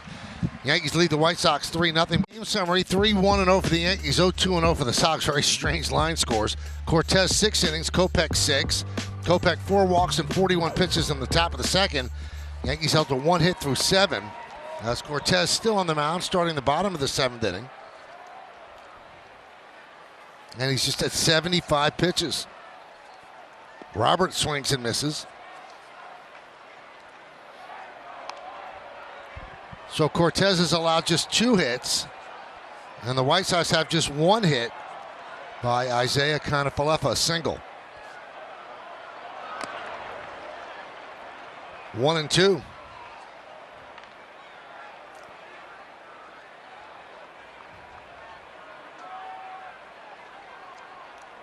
Yankees have Jonathan Loaizaga up in their bullpen.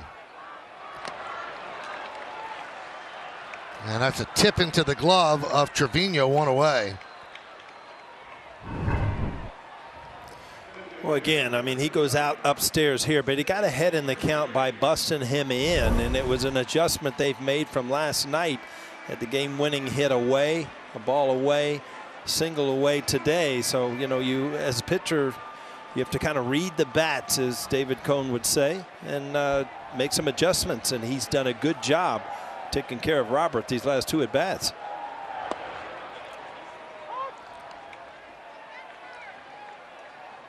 Abreu is 0 for 2. He's 1 for his last 24. 0-1. And here's the pitch. Foul back, working quickly, throwing strikes. Really taking it to the White Sox hitters. Not being too cute. Certainly not throwing it right over the heart of the plate, but working the corners, throwing strikes.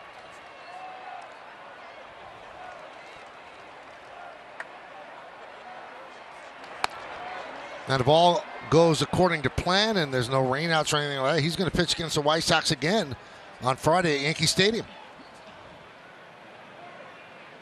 There's Loaizaga. That's our next game together, Michael. Not on the schedule for Baltimore. Don't let things go sideways. I feel like we've been responsible for this big winning streak. You think so? Okay. It's easy to say on the last day of the series, right? Now you know George Steinbrenner. You knew him well. If you said that, you'd be working tomorrow. There's no way you would leave the booth. I shouldn't have mentioned that, huh? We got a little delay here, right? I can get that out, right? Yeah, we can dump it. The 2-2. Swing and a miss. Abreu down on strikes.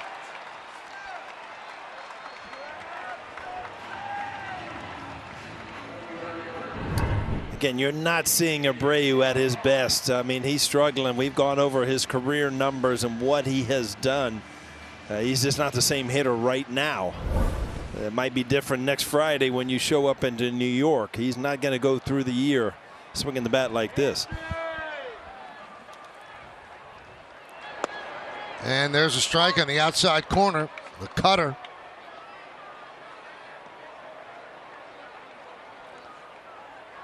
Paul, Cortez keeps pitching like this, he's going to find himself at the All-Star game.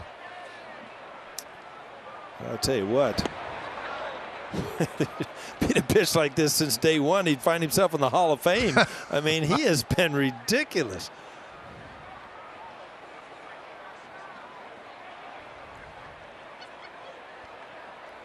The 1-1. Foul back. 1-2 on Pollock.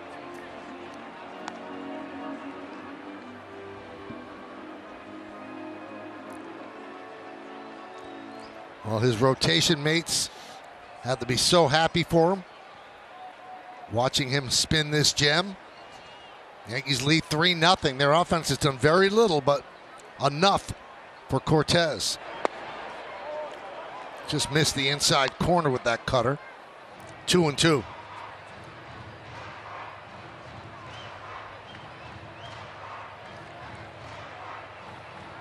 Never leaves the rubber. He's just waiting for the batter to get ready.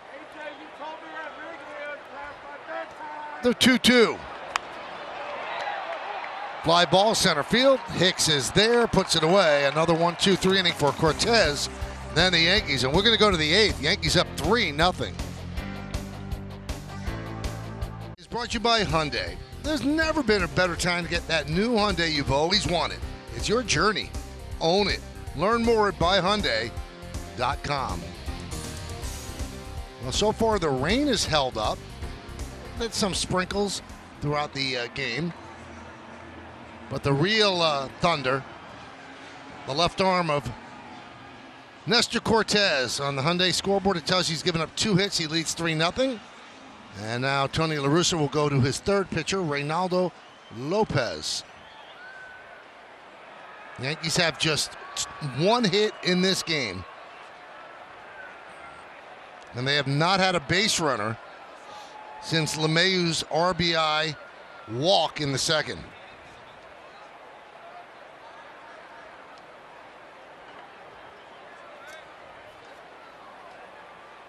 So Hicks will lead it off. Grounded to first. Grabbed her by Vaughn. He'll take it himself. 1 pitch, 1 out. Now a word from Bank of America.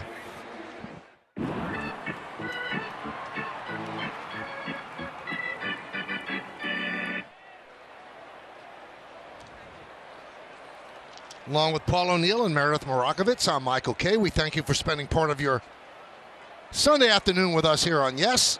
So far we've had a beauty, a pitching gem by Nestor Cortez. Yankees lead 3-0. We're in the 8th inning. Here's LeMahieu against Lopez. And a strike.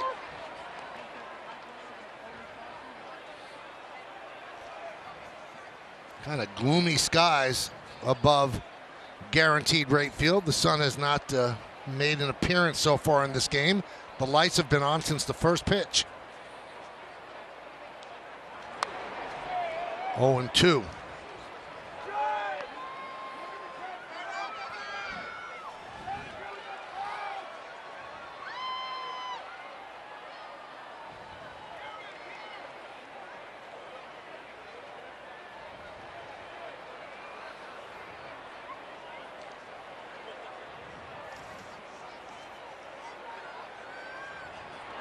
Crowd of 29,500 here at Guaranteed Rate. Last 3 crowds right around 30,000, so Yankees still a very good draw.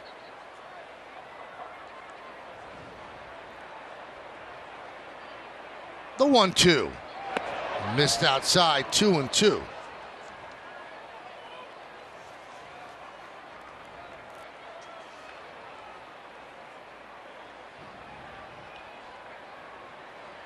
Aaron Judge on deck.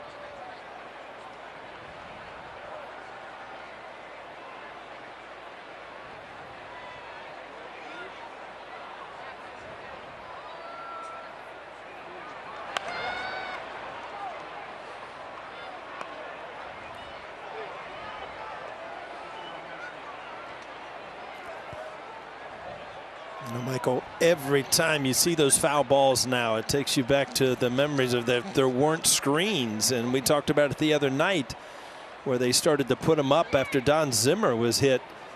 But boy, sitting in that dugout, balls ricocheting around. Makes sense. 2-2. Inside 3-2.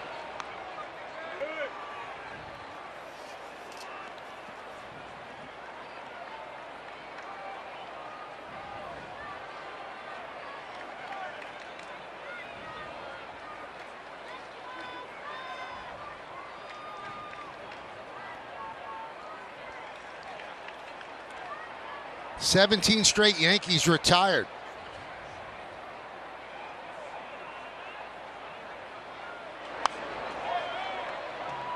LeMahieu trying to break that as he fouls it back.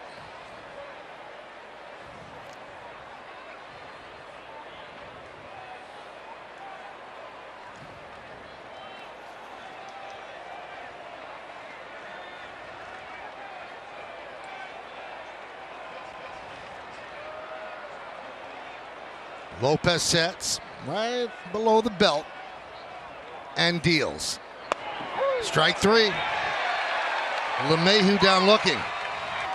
And he has a word with Adam Beck as he walks toward the dugout.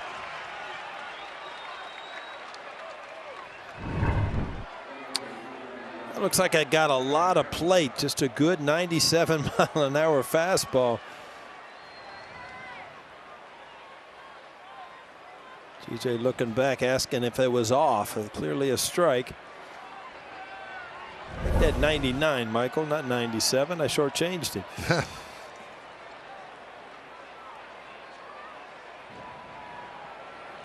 18 in a row retired by White Sox pitching. Here is Judge. And it started with Judge, who grounded to third after LeMahieu's RBI walk. So 2 RBI walks, one by Hicks, one by LeMahieu, and a wild pitch. That's the Yankees scoring. 1 hit, a 2-out single by Isaiah Kiner-Falefa to left field in the second inning. Otherwise, the Yankees have gotten nothing done against White Sox pitching. 1-1.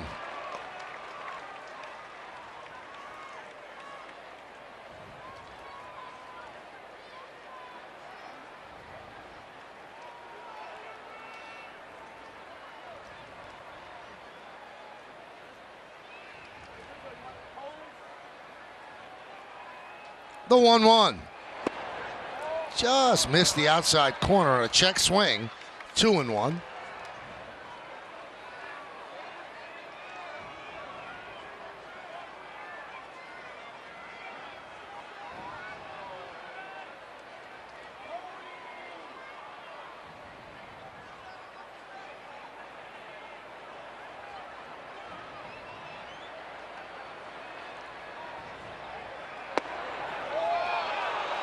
You know, you have to consider, Paul, what Cortez has meant for the Yankees over the last couple of starts. They're in a stretch of 23 games in 22 days, and the bullpen's going to be stretched.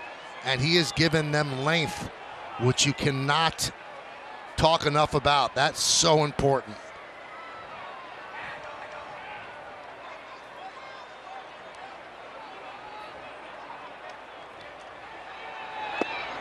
Three and two.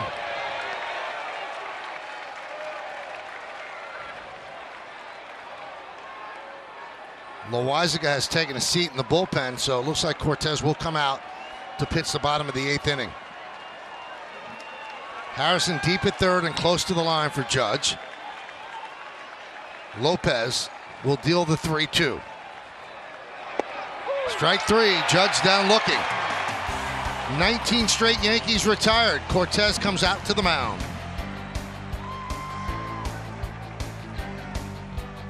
Stands 5'11", 210 pounds, but on the mound he has been gigantic for the Yankees. The Hialeah kid, Nasty Nestor, repping the 305. He's been dealing, throwing strikes, and he has a lot to laugh about. He makes it look easy. It's certainly not, but he has dominated a very good White Sox lineup as he starts the 8th inning. First pitch is a ball, 1-0. 90 pitches, 7 strikeouts, no walks, 7 innings of work for Cortez. High fly ball, right center. Giving chase is Hicks. And he'll make the play for the first out of the 8th.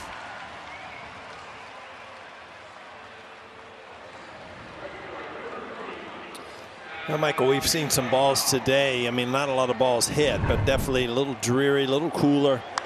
Early in the series, ball flying out of here. But again, just another out for Cortes. I'll tell you what, if I'm Aaron Hicks and I'm calling off Aaron Judge, I'm going to make sure that he hears me. That's not the guy you want to run into. 1-0 to Engel. 2 hits for the White Sox. A single by Anderson with 2 outs in the 6th. A single by Robert with 2 outs in the 1st. Those are the only base runners.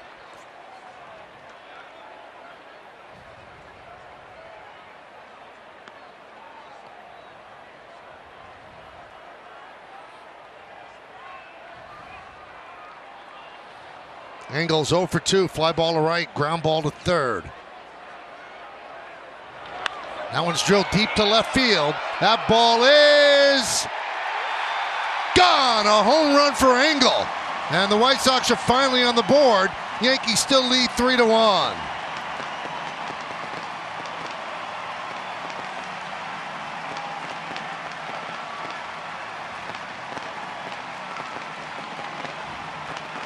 Adam Engel gets out on one of those breaking balls or a cutter. We'll have to take a look at it coming inside, and he kind of just got to it before it got in on him. And it's very hard to keep this ball fair. He certainly did. Yeah, you see that ball just did not get down and in off the plate. You see Nestor knows where it's headed with that reaction. Kind of interesting to think, Michael, where you go here. If Cortes gets through this inning, do you go back to Chapman after his struggles, or do you go to Holmes, or what do you do to try to close this game out? Grandal pinch hitting for McGuire, and he hits one to right field and deep. Going back, Judge on the track at the wall. He makes the play for out number 2.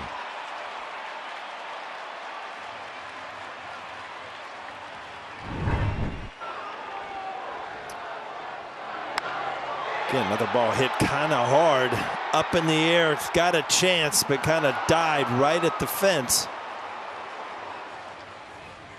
I think Nestor's getting to the end of the finish line. If he can finish this inning out, and you saw his reaction, didn't quite get it in enough. Josh Harrison takes low, 1-0.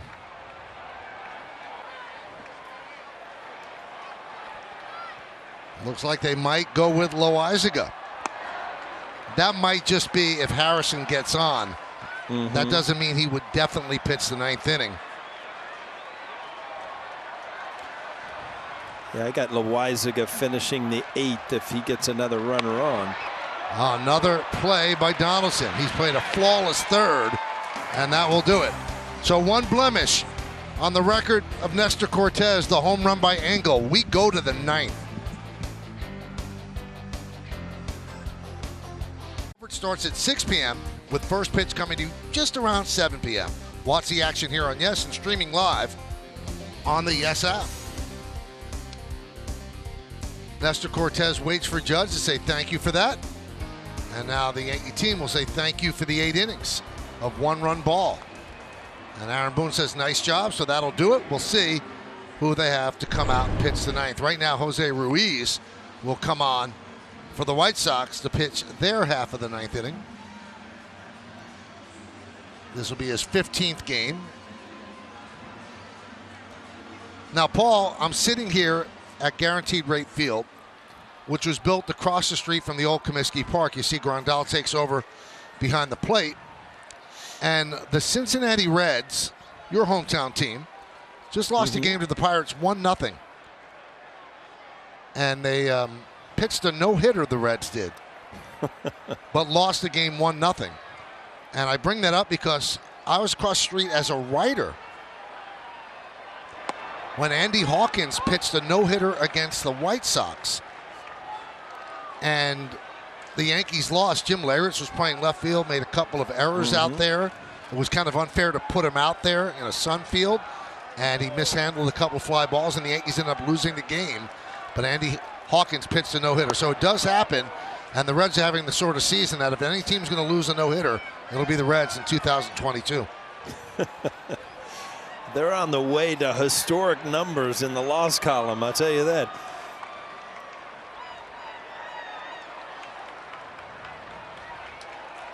1-1 to Rizzo. Pitches high.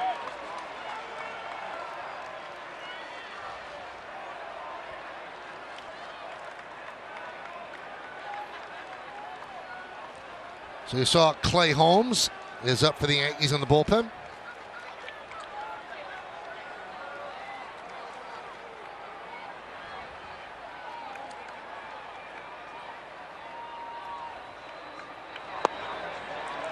Now, a lot of people after the game yesterday asked me, why did Aaron Boone bring in his closer in a tie game on the road? Because if the Yankees were going to win, there would be a safe situation. They'd have to score in the top of the inning, and then you would bring in your closer. Now, if they scored like 6 runs, well, the point is moot, but he did bring him into a tie game in the bottom of the 9th inning. So I asked Aaron Boone that today, and he said, you know what? I've got a lot of people that could close games out there. That's going to happen a lot this year. There's no designated guy that I can't pitch him in a tie game on the road. So I was just going to go to Chapman right there, and that's, you know, if the score was tied, I was still going to go to him. So it wasn't like something that you look at and go, wow, that never happens. It could happen a lot this year, Paul, because the Yankees have at least 3 or 4 arms out there that they think can close games. Yeah, and I think that also has to do with, you know, Chapman looked to me like he's searching a little bit. I mean, his fastball hasn't had good command. One outing he'll use a slider. One outing last night he'll use his split finger. So to me, he's kind of in search mode of, you know, where he wants to be as a pitcher.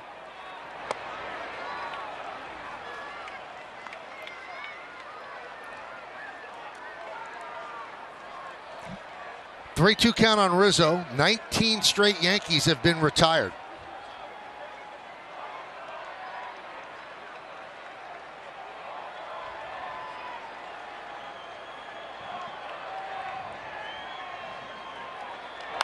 Fouled away.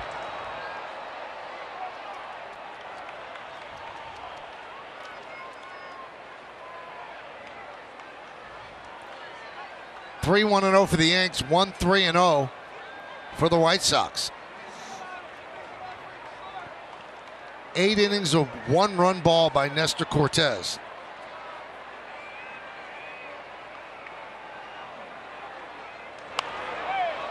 As Rizzo continues to battle Ruiz.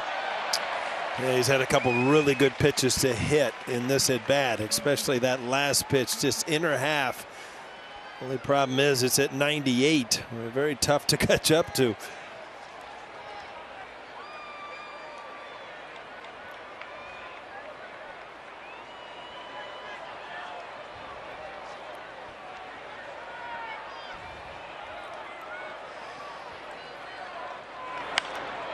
High fly ball center field.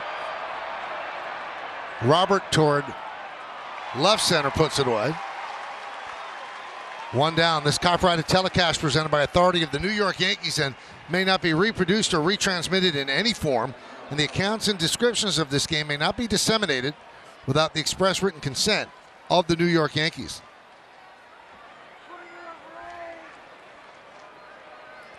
And here's Stanton, 0 for 3 in this game.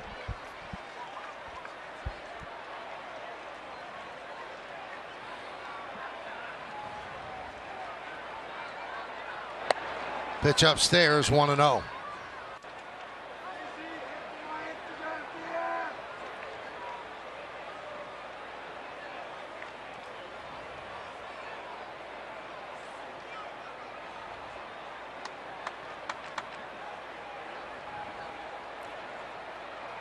Yankees 24-9, the White Sox 16-16.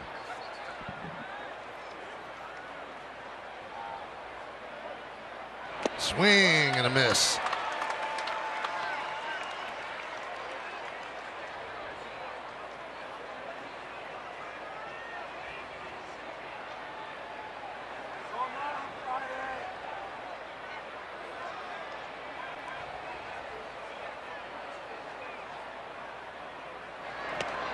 He couldn't hold up. 1-2. You want to look ahead to the 9th inning for the White Sox. They have the top of their order, starting with Tim Anderson, and they will be going up against Clay Holmes, who will try to come in and close it out. Harrison deep at third and close to the line for Stanton. 1-2 count.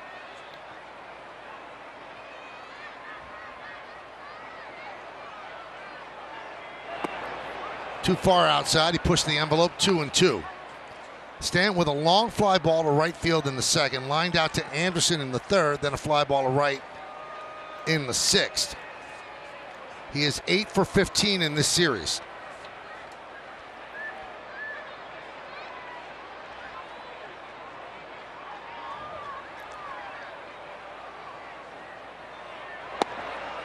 Three and two.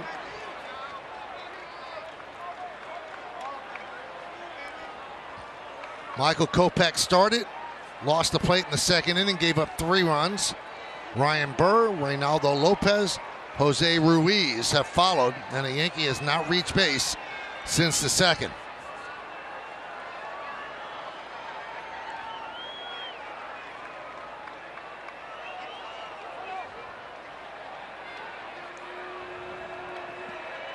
"20 in a row retired since the LeMahieu RBI walk.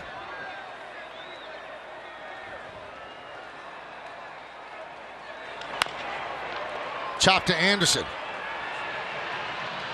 It's 21 straight, 2 outs.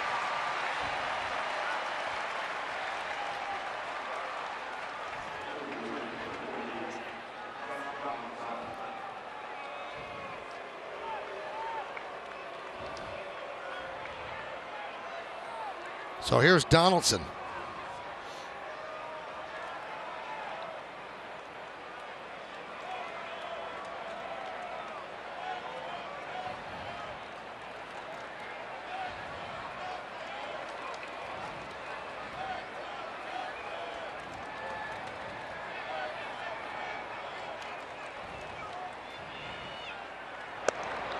The pitch high. Donaldson, fly ball to left, strikeout, and a fly ball to center. We told you he has reached base safely 20 straight games. So that's on the line.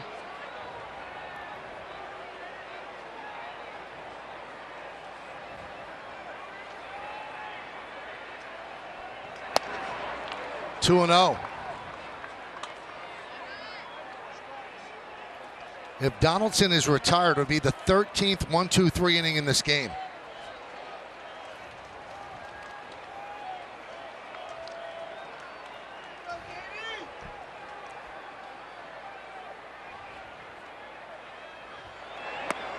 Three and 0.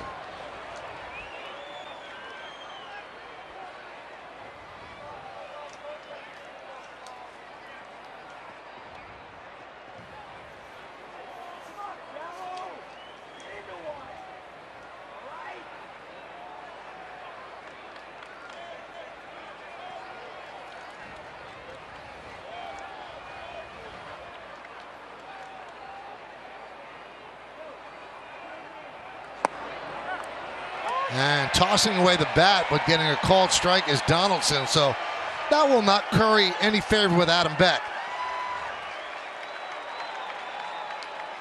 Yeah, sometimes as a hitter, it's just a reaction to a pitch that you feel is high in the strike zone. Forget every once in a while that 3-0 pitch, Michael, the strike zone gets a little bit bigger. Never understood it, but it gets a little bigger. It's going to be big right now, so he better swing at anything close. He gave him a ball 4, so that's it. 21 straight Yankees retired, and that is snapped. And Donaldson reaches for the 21st straight game.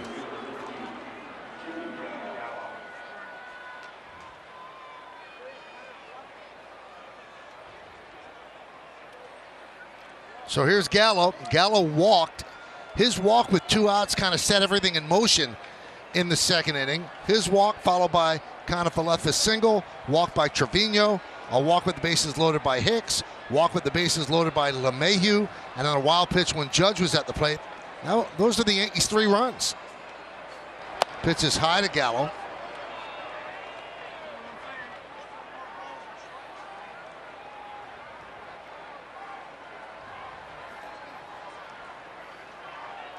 Garcia playing in short right field for the lefty swinging Gallo.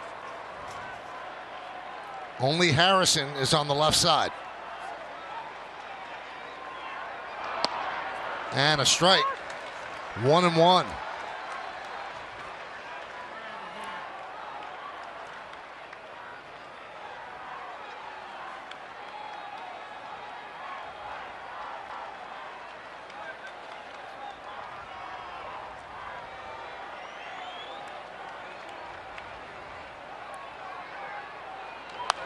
Foul back here. 1-2. Michael, a lot of times teams will scout. For instance, like the Orioles coming up will scout the Yankees this series to see how guys are swinging the bat. You know, and you're going to have to keep me up to date on this, because this whole series, Joey Gallo has not been able to get to that high pitch, you know, up in the strike zone. You see if that rolls over into the next series. I always thought it was interesting from series to series how pitchers could change the way they go about getting you out. Yankees begin a 4-game set against Baltimore tomorrow in Baltimore. After this game, they will fly to Charm City to begin that 4-game set.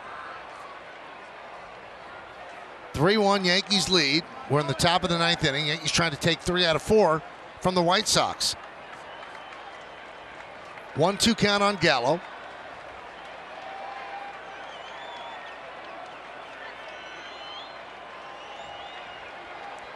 And the pitch upstairs. 2-2.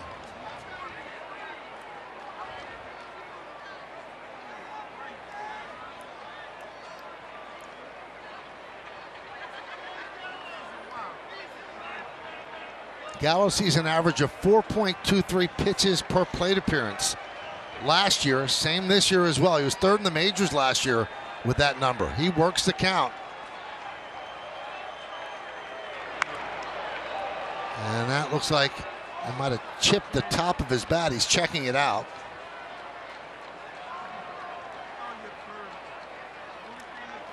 And that bat will stay in play. Yeah, you bang the handle down, see if you can feel any vibration to see if there's a little fracture in the wood. But a lot of time the cup, which is at the end of this bat, will splinter off if you cue it like he did there.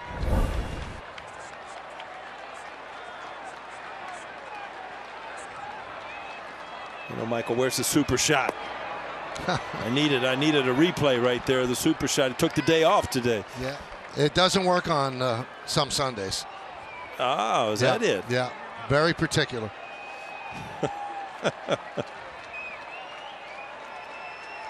So 3-2. That's going to release Donaldson at first. Vaughn continues to hold him. 3-2, 2 outs. Runner goes. That one's driven deep to right field. There it goes. See ya. A 2-run home run for Gallo. And the Yankees lead 5-1.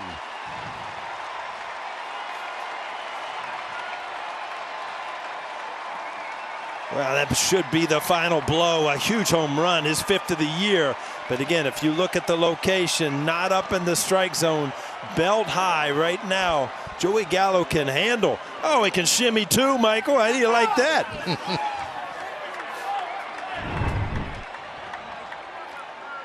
Just right down the middle. And Joey Gallo can get to this one, no doubt about it.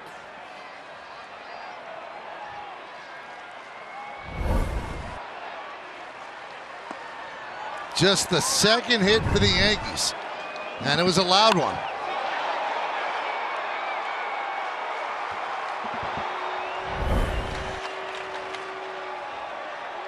Oh and 1. Grounded foul. 0-2. Well, in this series, the Yankees have now scored 32 runs, 20 of them with 2 outs. All 5 of them today have scored with 2 outs.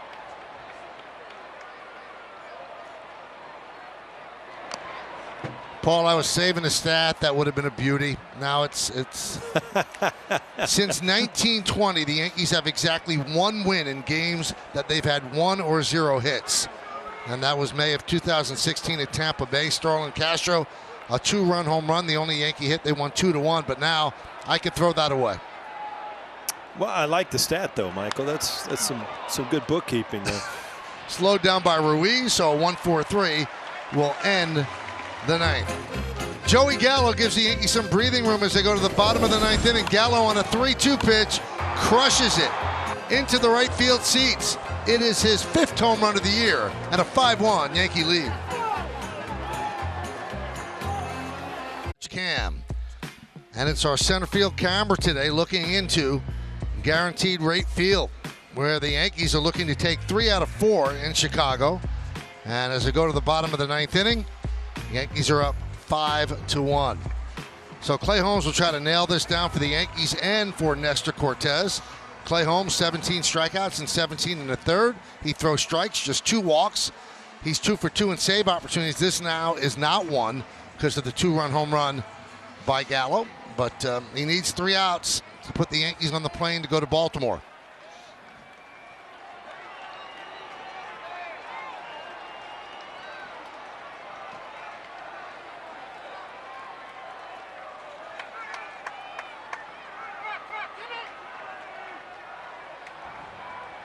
And Anderson will lead it off. There's a strike.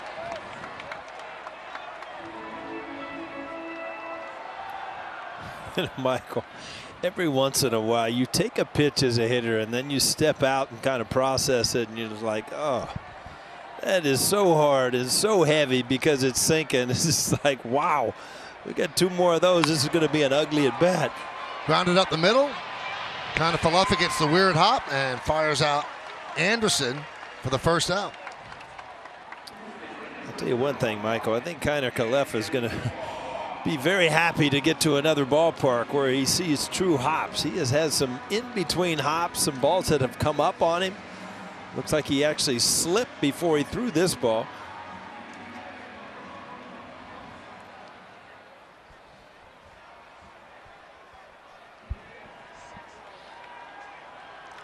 So here's Andrew Vaughn against Clay Holmes.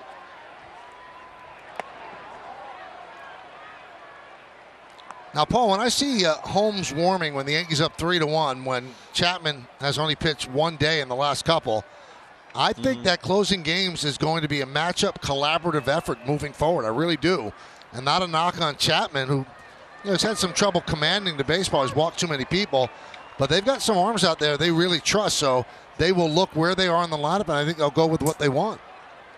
Yeah, I agree. I mean, this team is too good to feel sorry for somebody or to give him a certain role.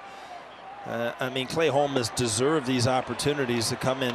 This not a save opportunity, but you know, until Chapman becomes his best, and we were talking last inning about him searching a little bit. I mean, there's going to be plenty of opportunities for him to get saves, but also to break other guys in, get them used to finishing games, can only help. 2-2 on Vaughn. Vaughn 0 for 3 against Cortes.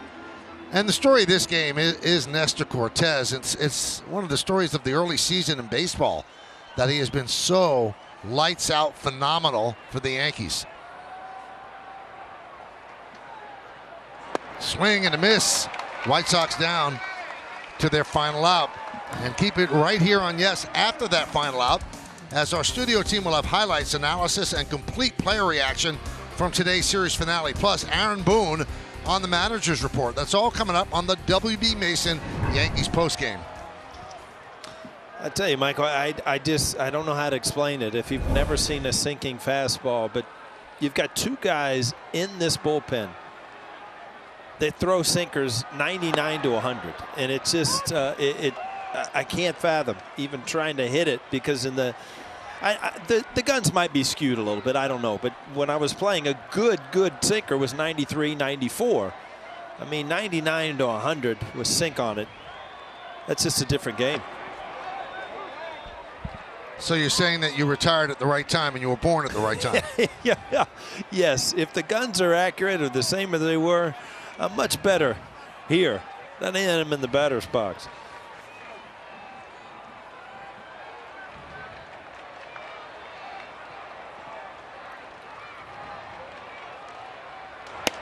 Now, the last time the Yankees had 5 or more runs in a game with just 2 or fewer hits, you have to go back to June 8th, 1952 against the Orioles. First game of a doubleheader. They won 5-2 with 2 hits, and the hits were by Gil McDougall and Hank Bauer. Nice.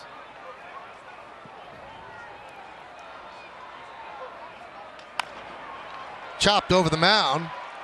LeMahieu fires to first. Not in time. So Robert picks up his second hit of the day. You know, again, in a 4-game series, you start to see guys that really kind of catch your attention. And Robert has had a good series, both in the field, offensively. Big guy, can run a little bit. DJ LeMahieu didn't do anything wrong. It was just where the ball was hit, and it wasn't hit hard. He showed power. He showed that he can go the other way. Showed a lot of things he can do on the baseball field.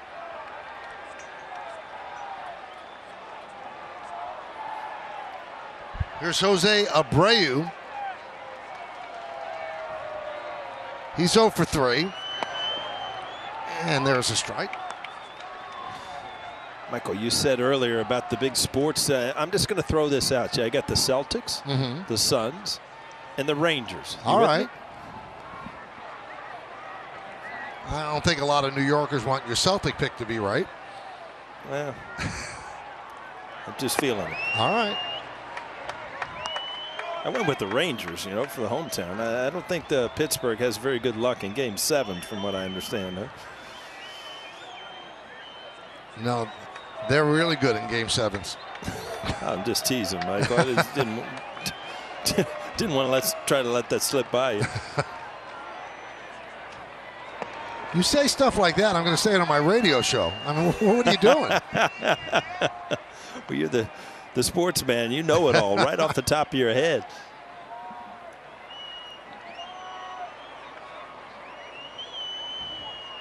So 2-1 on Abreu. 2 strikeouts and a ground ball to third. Yankees lead 5-1. Bottom of the 9th. Runner on first. 2 outs.